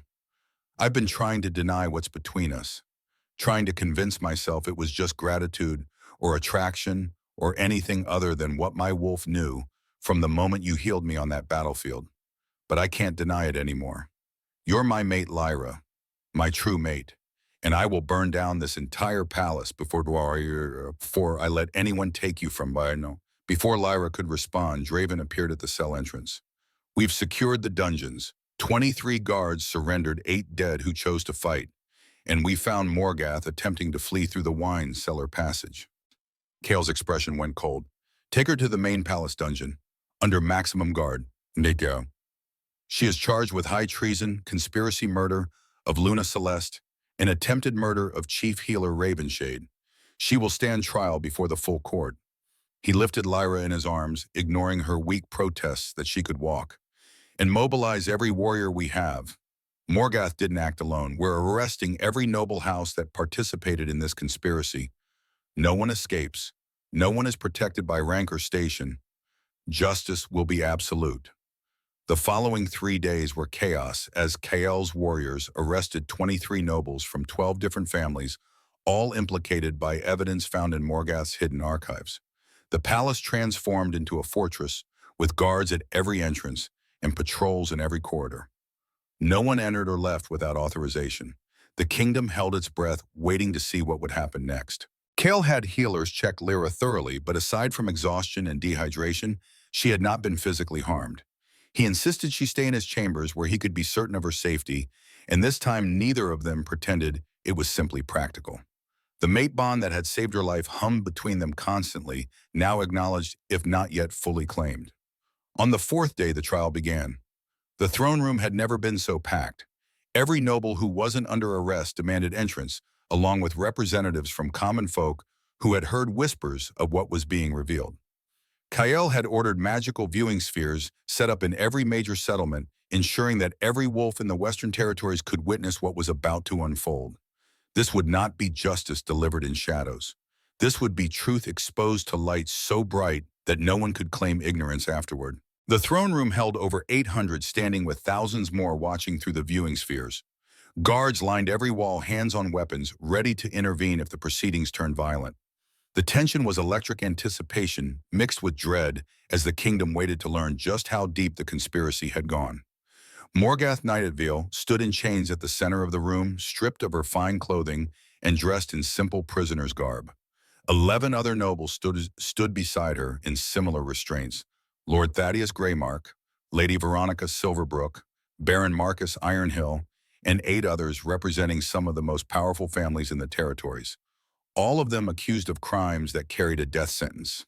Kael sat on his throne, his expression carved from stone, looking every inch the ruthless king he had been for 5 years. But those who knew him well could see the difference. This was not cold efficiency, but controlled fury, rage channeled into purpose. This was personal in a way his previous judgments had never been. The royal prosecutor, a stern female wolf named Helena Blackthorn, who was distantly related to Morgath, but had immediately volunteered her services when the conspiracy was exposed, stood to present the charges. "Your Majesty assembled witnesses, wolves of the kingdom." Her voice rang clear through the silent room. "We present charges against Morgath Nightvale and 11 co-conspirators of the following crimes: murder of Luna Celeste Thornheart through orchestrated assassination, conspiracy against the crown spanning 5 years, attempted murder of Chief Royal Healer Lyra Ravenshade, high treason and sedition against the AlphaKing and the kingdom, obstruction of justice and abuse of power, and conspiracy to commit regicide through planned assassination of our AlphaKing. The room erupted in gasps and angry murmurs. The guards had to call for silence multiple times before Helena could continue. We will prove through testimony, financial evidence, and documented correspondence that this conspiracy was systematic, calculated, and designed to maintain traditional power structures at the expense of justice and the common good. We will show that Luna Celeste was murdered specifically because her reforms threatened noble privilege, that our AlphaKing was manipulated through his grief into becoming an authoritarian enforcer, and that this conspiracy planned to eventually murder the king himself and install a puppet ruler. She gestured to the table where documents were stacked. The evidence is overwhelming and irrefutable, but we will present it piece by piece so that all may understand the full scope of this betrayal. The first witness was a servant named Isolde, 50 years old, with 30 years of palace service. She was clearly terrified but determined as she took the witness stand. 3 weeks before Luna Celeste's death, Isolde testified in a voice that shook but held steady. I was cleaning the corridor near Lady Morgath's chambers. I heard voices, and concern made me pause to ensure nothing was wrong. I saw Lady Morgath meeting with 3 rough-looking wolves I had never seen before. They were not palace staff and not noble house guards. She took a breath. I heard fragments of conversation. The Luna's route is confirmed. No survivors. Payment on completion. I was frightened and tried to leave quietly, but Lady Morgath saw me in the corridor after the strangers departed.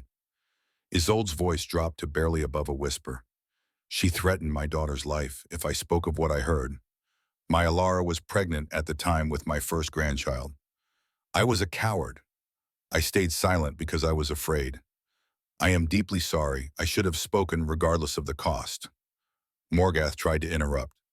Lies. Coerced testimony from a servant desperate to, you will have opportunity to present your defense. Kael's voice cut through her objection like a blade. Until then, you will remain silent or be silenced. The next witness was Captain Brennan Ashwood, 40 years old, and a decorated veteran with 15 years of loyal service. His testimony was even more damning. I was responsible for Luna Celeste's security detail on that final journey, he said, his voice heavy with guilt he had carried for 5 years. Standard protocol required 12 guards, 4 scouts, and 2 trackers, our best warriors.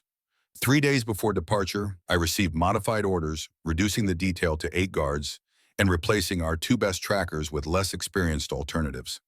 He met Kael's eyes directly. The orders were supposedly from you, Your Majesty, but I was uneasy.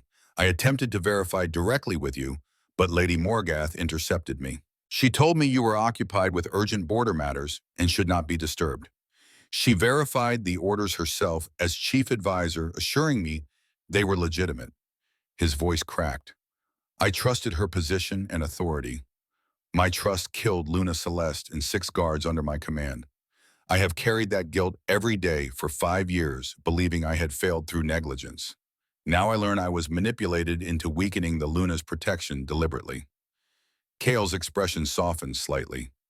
Captain Ashwood, I gave no such orders. The guilt belongs to those who manipulated both of us, not to you for trusting in good faith. The financial evidence was presented next by a palace accountant who had conducted forensic examination of the records seized from Morgath's hidden chambers. The numbers told their own damning story. 50,000 in silver withdrawn from Morgath's secret account 1 week before Celeste's assassination. The recipients traced to known mercenaries operating on the Wyoming border. The same mercenaries that survivor descriptions had identified as the attackers. Quarterly payments of 10,000 silver to the same mercenaries for 5 years, obvious hush money to maintain their silence. An additional 30,000 silver withdrawn 2 weeks before Lyra's poisoning traced to palace infiltrators who had procured nightshade extract. One infiltrator had been captured and had confessed under interrogation, providing names and details that corroborated everything else. Over 250,000 silver spent on conspiracy over 5 years, a fortune that could only come from coordinated funding by multiple noble houses pooling resources to protect their interests. But it was the 4th witness who delivered the most devastating testimony. Lord Thaddeus Greymark was 38, the youngest of the conspirators, and clearly the weakest-willed. He had broken under interrogation and now stood before the court ready to expose everything. I was part of the conspiracy from the beginning, he admitted, his voice barely audible. 12 noble families total, led by Lady Morgath. We opposed Luna Celeste's reforms because they threatened everything we knew. He listed them: the Omega Representation Council that would give voice to lower ranks, the Resource Redistribution Act that would tax noble wealth to fund education and healthcare for all, merit-based appointments that would allow common wolves to rise to positions traditionally reserved for nobility, education access that would eliminate the knowledge monopoly nobles had always enjoyed. We convinced ourselves we were protecting the kingdom from chaos. Thaddeus continued, shame evident in every word. Told ourselves that hierarchy was natural and necessary, that common wolves couldn't handle power or responsibility. Lady Morgath organized everything: obtaining route information, modifying guard assignments, hiring the mercenaries. The rest of us provided funding and political cover. His next words sent shockwaves through the room. After Luna Celeste was killed, Lady Morgath used the AlphaKing's grief perfectly. She gained his trust during his most vulnerable moment and guided every policy decision toward maintaining our power. Every time he questioned the severity of his own measures, she reminded him of his mate's death, stoked his anger and guilt, weaponized his pain to keep him frozen in grief-driven authoritarianism. Thaddeus looked directly at Kale, tears streaming down his face. We planned to orchestrate a war with the Eastern Territories to create crisis conditions. During the chaos, Lady Morgath would gain emergency powers, becoming effective co-ruler. Then eventually an unfortunate accident would befall you, Your Majesty, and we would install a puppet ruler we could control completely. We would rule the kingdom through a proxy while maintaining noble supremacy indefinitely. The throne room erupted into chaos, nobles shouting denials or accusations at each other, common folk crying out in rage that their beloved Luna had been murdered for wanting to help them, guards struggling to maintain order as the full scope of the conspiracy was laid bare. It took 10 minutes to restore order.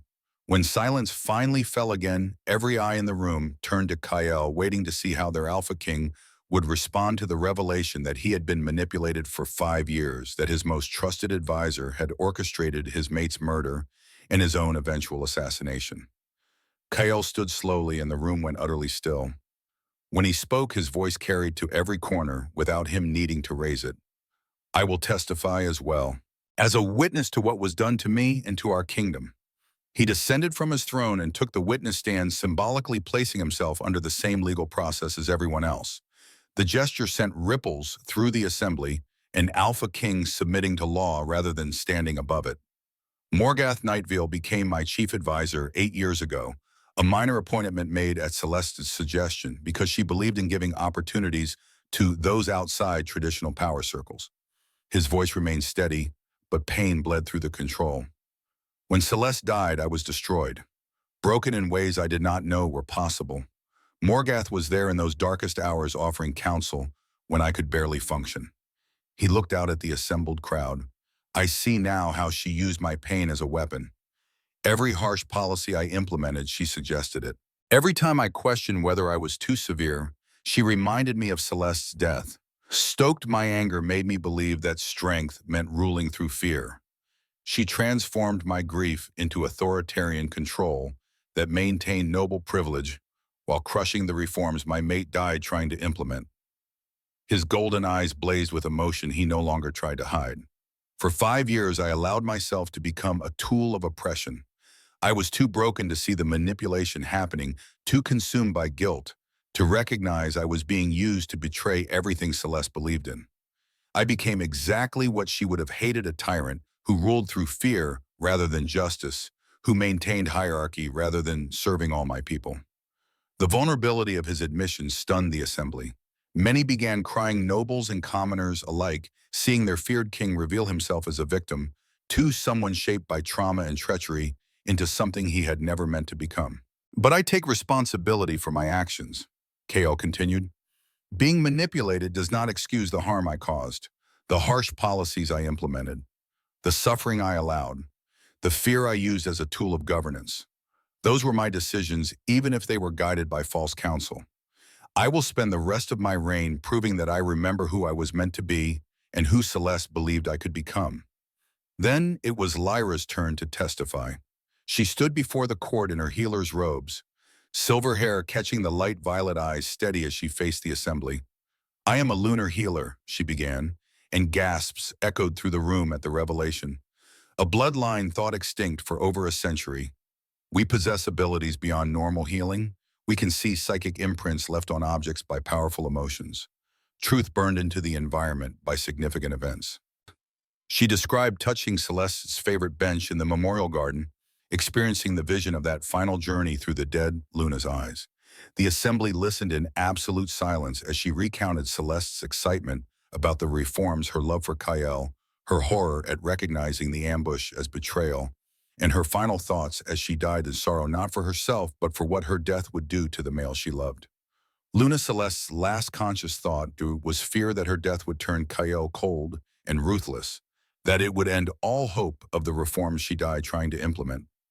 Lyra said, her voice carrying to every corner. She was right to fear that, but she was wrong about one thing. She feared hope would die, but hope cannot be killed as long as people remember truth and fight for justice.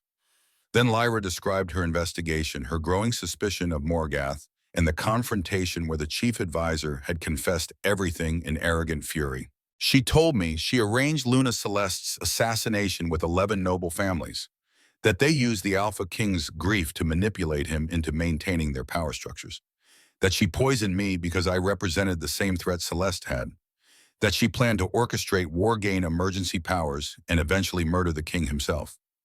Lyra met Morgath's eyes directly. "You failed. Truth came out. Justice will be served. And the reforms Luna Celeste died for will be implemented because that's the only way to truly honor her memory." The verdict was never in doubt. The evidence was overwhelming, the testimonies corroborating the conspiracy exposed in every damning detail. But Kael gave Morgath opportunity to present a defense as law required. She stood in her chains, proud even in defeat, and what she offered was not defense but defiance. "Everything we did was to protect this kingdom from weak leadership." Her voice rang with conviction that made her seem either brave or insane. Celeste's reforms would have destroyed centuries of proper order. Hierarchy is natural law. The strong must lead, the weak must follow. Her idealism would have brought chaos. She turned to Kael with something like contempt. "I made you strong. Without my guidance, you would have remained a grieving wreck, weak and ineffective. I gave you purpose, made you a decisive leader who brought stability through absolute authority. Your authoritarian measures worked. The kingdom has been peaceful and prosperous under the order we built." The room rumbled with anger at her audacity, but she continued. "You should thank me for eliminating the weakness that would have destroyed you, for giving you 5 years of effective rule, for protecting the natural hierarchy that keeps civilization functioning." Kael stood, and his voice when he spoke was not loud, but it carried absolute finality. "You fundamentally misunderstood what leadership is. Ruling through fear was never strength. It was weakness dressed in armor. True power comes from justice tempered with wisdom, from authority earned through service rather than extracted through terror." His golden eyes blazed. "Your greatest failure was not being caught. It was never understanding what kind of leader I was meant to be. What Celeste marveled in me, what Lyra reminded me I could still become." He pronounced sentence with voice like iron. "Morgath Nightveil and 11 co-conspirators, you are found guilty of murder, high treason, conspiracy against the crown, and attempted regicide. The sentence is death by execution. But the executions will be delayed 2 weeks to ensure every thread of this conspiracy is exposed and every hidden ally identified. We will cut out this rot completely before any final justice is administered." The crowd roared approval, grief and rage and hope mixing into something that sounded like the beginning of healing. That night, Morgath's remaining loyalists made their desperate move. 40 nobles and personal guards who had not been captured in the initial arrests launched a coordinated assault on the palace, attempting to free the prisoners and seize the throne in a final gambit. The attack came at 3 points simultaneously: main gate, servant entrance, and the underground tunnel that Draven's team had used to rescue Lyra. It was professional and well-coordinated, the last desperate throw from conspirators who knew they faced death if the current order stood. In the war room, Kael and Draven coordinated the defense with the practiced efficiency of warriors who had fought side by side for 20 years. 3 breach points confirmed. Draven reported, studying the tactical display. "Classic insurgent strategy, divide our forces overwhelmed through multiple vectors." They're predictable. Kale's voice was calm, analytical. You take 20 to the underground tunnel. Standard hold and funnel tactics. I'll hold the throne room with 30 elevated position, gives us natural advantage. Squad Gamma covers the servant entrance with 15. Should be sufficient. Draven grinned, the expression fierce and satisfied. Like the Redstone Ridge defense. They never learn. Let's remind them why that's their mistake. Kale gripped his beta's shoulder briefly, a gesture of brotherhood and trust earned over decades. For the kingdom, for justice, for Celeste and everyone else these bastards hurt. The tunnel defense became Draven's masterpiece. The narrow stone passage created a perfect choke point where superior numbers meant nothing. His 20 warriors held against 15 attackers trying desperately to break through, but Draven positioned his forces with tactical genius that forced the insurgents into a killing field. They want through this tunnel to reach our king, Draven told his squad, his voice carrying absolute conviction. They'll have to go through us first. We hold this line. We don't fall back. We don't surrender. For our brothers. For our kingdom. The fighting was brutal in close quarters, claws and teeth and blades in tight space where there was no room for maneuver. Draven took a slash across his shoulder that would have dropped a lesser wolf, but he kept fighting, roaring encouragement to his warriors. A blade opened his thigh, and he shifted weight without slowing his experience and determination, carrying him through injuries that should have been incapacitating. You shall not pass, he bellowed, and his warriors took up the cry, their voices echoing through the tunnel as they held the line against desperate insurgents who found themselves trapped in a choke point with nowhere to go and warriors who refused to yield. They held for 45 minutes of continuous combat until the attackers finally broke and ran. 8 of Draven's warriors were wounded, 3 were dead, but the line had never broken. Not one insurgent had gotten past them. In the throne room, Kael fought with purpose that transcended the cold efficiency of his previous battles. This was not mechanical violence, but protective fury channeled into tactical precision. He coordinated his 30 warriors like pieces on a chessboard, using the elevated throne platform and superior positioning to turn what should have been an overwhelming assault into a turkey shoot.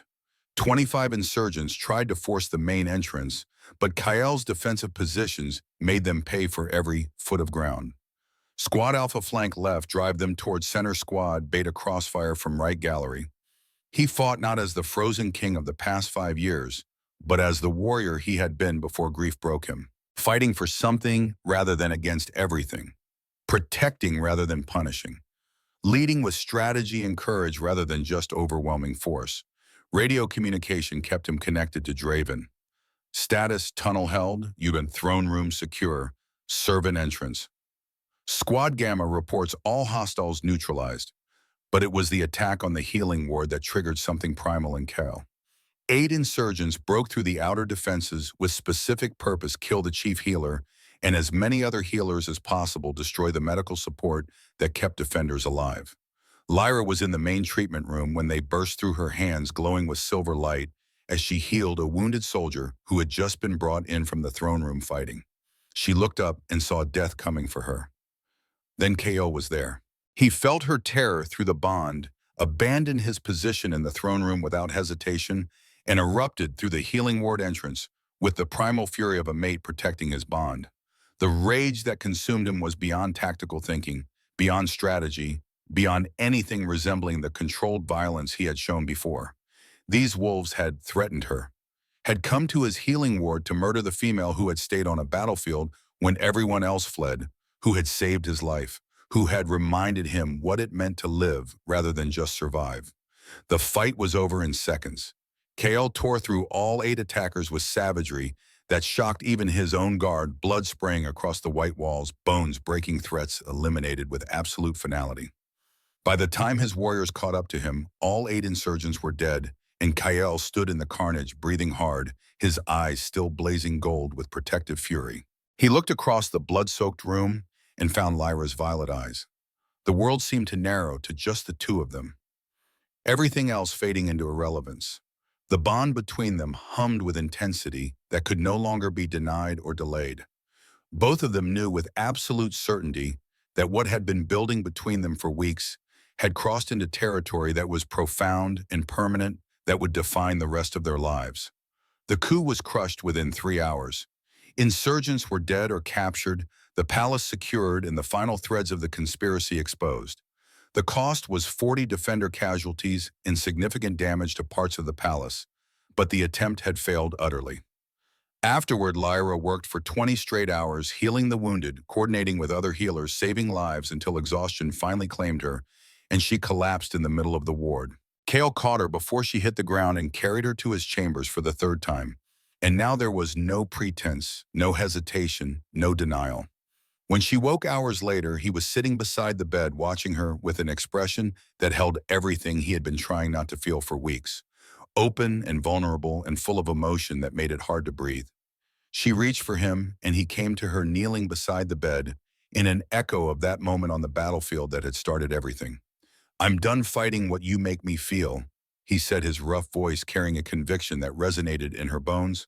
"Done trying to honor Celeste by refusing to live. Done pretending you're just my chief healer instead of the female who brought light back into my darkness." His golden eyes held hers. "You stayed on that battlefield when everyone else fled.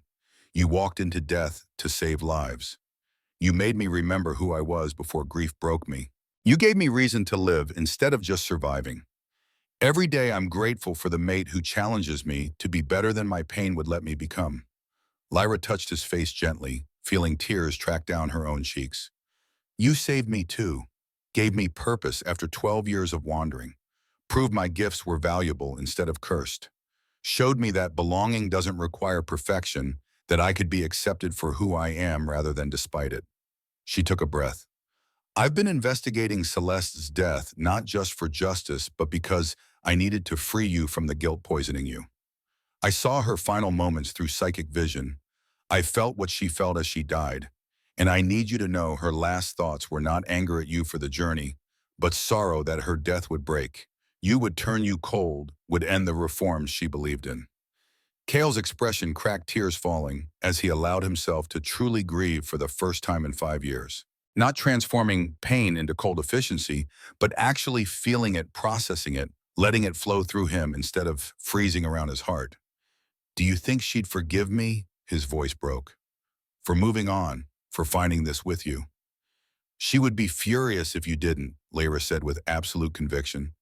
"From everything I sensed of her, Celeste believed in living fully, in loving deeply, in fighting for justice and protecting the vulnerable. Honoring her memory means continuing that work, building the kingdom she dreamed of, and allowing yourself to be happy again, not becoming a frozen monument to grief." He kissed her, then gentle and deep, a claiming and a surrender at once. The mate bond that had been forming since that first moment on the battlefield clicked fully into place, linking their wolves and their hearts with connection that would last the rest of their lives. "Will you accept me as your mate?" he asked formally, though the bond already sang between them. "Bond with me, completely become my Luna. Help me build the kingdom of justice that Celeste died trying to create." "Yes," Lyra whispered, 1,000 times yes. "We face whatever comes together rather than alone. My purpose has always been healing, not just bodies, but hearts and societies. There's no better way to fulfill that than as partner to an AlphaKing who's ready to lead with strength tempered by wisdom." The bonding ceremony took place 1 month later at the transformed battlefield where they had first met. The blood-soaked ground had been turned into a memorial garden over the weeks since the trial flowers and trees growing, where carnage had raged, creating a space of beauty that honored all who had fallen while symbolizing the kingdom's choice to build rather than destroy. Every wolf in the Western Territories was invited, not just nobility, but common folk, Omega's soldiers, servants, everyone. Tens of thousands attended in person, while tens of thousands more watched through viewing spheres in every settlement. This was not an exclusive noble ceremony, but a national celebration of new beginning. Lyra wore a simple dress of silver silk that reflected her healing light, and on her head was a circlet woven from moonflowers and silver leaves, the traditional crown of lunar healers that Elder Aldrich had helped her craft. She was claiming her heritage openly, refusing to hide what she was declaring, that the supposedly extinct bloodline had returned and would never again be hunted into silence. Kale wore his formal armor, but it had been modified to include symbols of healing and growth alongside the traditional emblems of strength and authority. A public statement that his reign was transforming, that he would be the balanced leader Celeste had believed in, rather than the frozen tyrant grief had created. The ceremony itself was beautiful and intimate, despite the massive crowd. The traditional vows were modified to emphasize partnership and mutual support, rather than the hierarchical structure of typical us, Alpha and Luna bondings. Two equals choosing to face the world together, enhancing each other, rather than one dominating the other. When the moon goddess's blessing descended upon them, visible as silver and gold light, intertwining around their joined hands, every wolf present felt the rightness of this union. Their king had found the partner he needed to fulfill his potential as a leader. The healer who stayed when everyone else fled had been claimed by the king who knelt before her. The bonding bite exchanged publicly created a connection so intense that witnesses gasped, seeing Kael's face transform with wonder and joy and peace that many said they had not seen since before Celeste's death. Their AlphaKing was finally healing from wounds that had defined him for too long. 2 years after the bonding, the Western territories had transformed almost beyond recognition. Kael was now known as Kael the Just, rather than the Ruthless, a title he wore with more pride than he had ever felt in his reputation for brutality. The Omega Representation Council was implemented with 20 elected representatives from all ranks, giving voice to wolves who had been silenced for generations. The Resource Redistribution Act taxed noble wealth progressively, funding public education and healthcare that served everyone regardless of birth. Merit-based appointments filled government positions with competent administrators, rather than entitled nobles. Public education reached every settlement, breaking the knowledge monopoly that had kept lower ranks powerless. Lyra's healing ward had expanded into a network of 15 regional medical centers, training hundreds of healers recruited from all backgrounds. She had trained over 200 healers personally, creating a new generation who saw medicine as service to all, rather than privilege for the few. Life expectancy had increased by 15 years. Infant mortality had dropped by 60%. The medical revolution was saving thousands of lives. 6 other wolves had come forward, revealing lesser healing abilities, claiming connection to the lunar healer bloodline that had been thought extinct. The ancient bloodline was being restored, no longer hunted, but celebrated as the blessing it had always been. The palace itself had changed, becoming open and accessible, with weekly public audiences, where any wolf could bring concerns directly to their rulers. The Representative Council met monthly, debating policy with voices from every level of society. Governance was transparent rather than hidden, accountable rather than authoritarian. The memorial garden where Kael and Lyra had bonded became a pilgrimage site. Wolves traveled from distant territories to walk the paths where a battlefield had been transformed into beauty, seeing in that transformation a reflection of their kingdom's own journey from violence to peace, from rigid hierarchy to inclusive justice. On a cool autumn evening, 2 years after their bonding, Kael and Lyra stood in that garden where everything had begun. Lyra was pregnant with their second child, her hand resting on the small swell of her belly. Their daughter Aurora, 2 years old, slept peacefully in the palace nursery, already showing signs of inheriting both her father's alpha strength and her mother's healing gifts. They talked quietly about their hopes for the children they were raising, for a generation that would grow up in a kingdom where worth was measured by character, rather than birth rank, where healing was valued as highly as strength, where leadership meant service rather than domination. "I still struggle sometimes," Kael admitted, his arm around her waist. "The instinct to rule through fear instead of justice. The cold efficiency that feels easier than compassion. But you make it easier to choose the harder path. Remind me constantly why genuine care is worth the effort, even when brutality would be simpler." "We all struggle," Lyra said gently. "Leadership is exhausting. The responsibility weighs heavy. I doubt myself, constantly wonder if I'm qualified for the role I've accepted. But partnership means we carry those burdens together, that your strength supports my weakness and my compassion tempers your severity." The sunset painted the sky in shades of gold and crimson, reflecting off the flowers around them. Kael turned Lyra in his arms, looking down at her with the same intensity he had shown on that first day when she had saved his life, and he had knelt before her. "You saved me that day on the battlefield," he said quietly. "Not just from physical death, but from spiritual death, from becoming a monster wearing a crown. Your courage to stay when everyone else fled showed me a different kind of strength than I knew existed. Every day since I've been trying to live up to the male you believed I could become." Lyra smiled, reaching up to touch his face. And you gave me everything I didn't know I needed. Purpose and belonging after years of rejection. Proof that my gifts were valuable rather than cursed. A place where I could belong without having to hide who I am. Most importantly, you showed me that love doesn't have to be earned through perfection, that I could be accepted, cherished, even exactly as I am.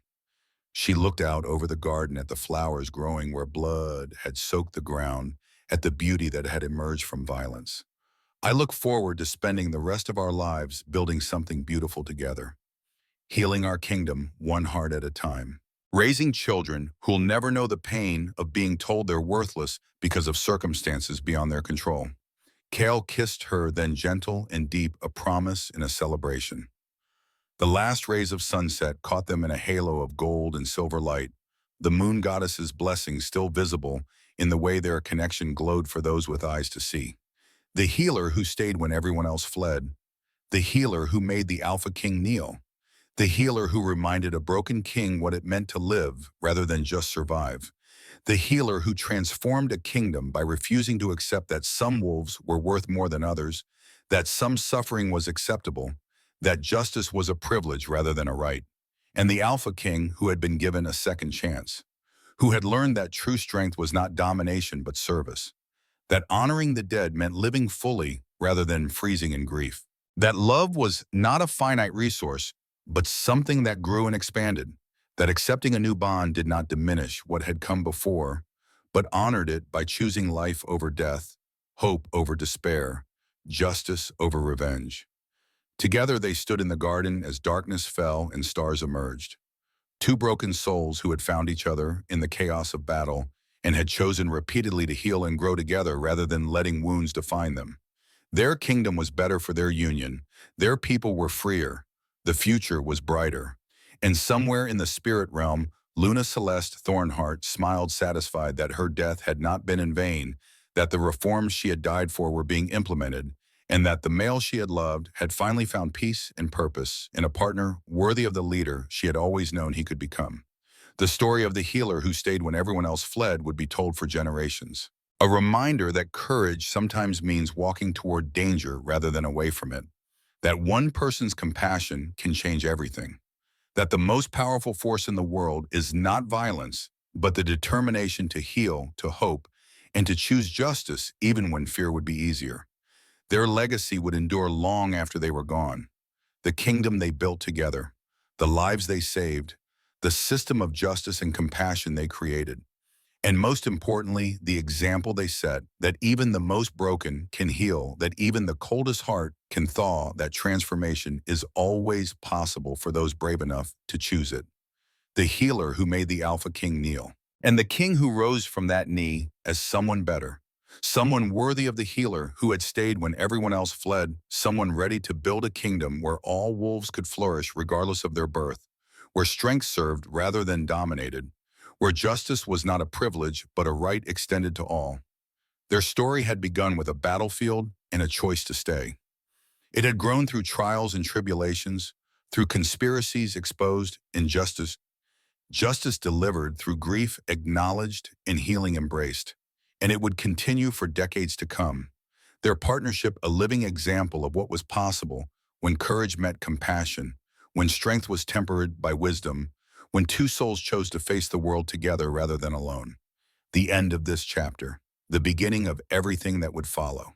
The legacy that would reshape the Western territories and echo through history as proof that one healer who refused to run could change the world simply by staying by healing, by refusing to accept that suffering was inevitable or that justice was impossible.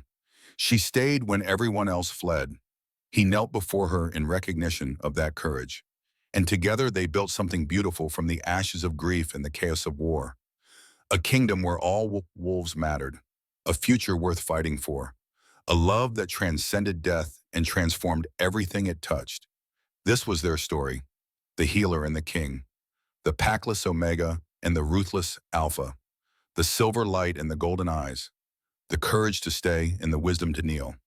The transformation of a kingdom through the simple revolutionary act of refusing to accept that some lives mattered less than others. And it all began with the battlefield, a desperate choice, and a healer who walked toward death while everyone else ran away.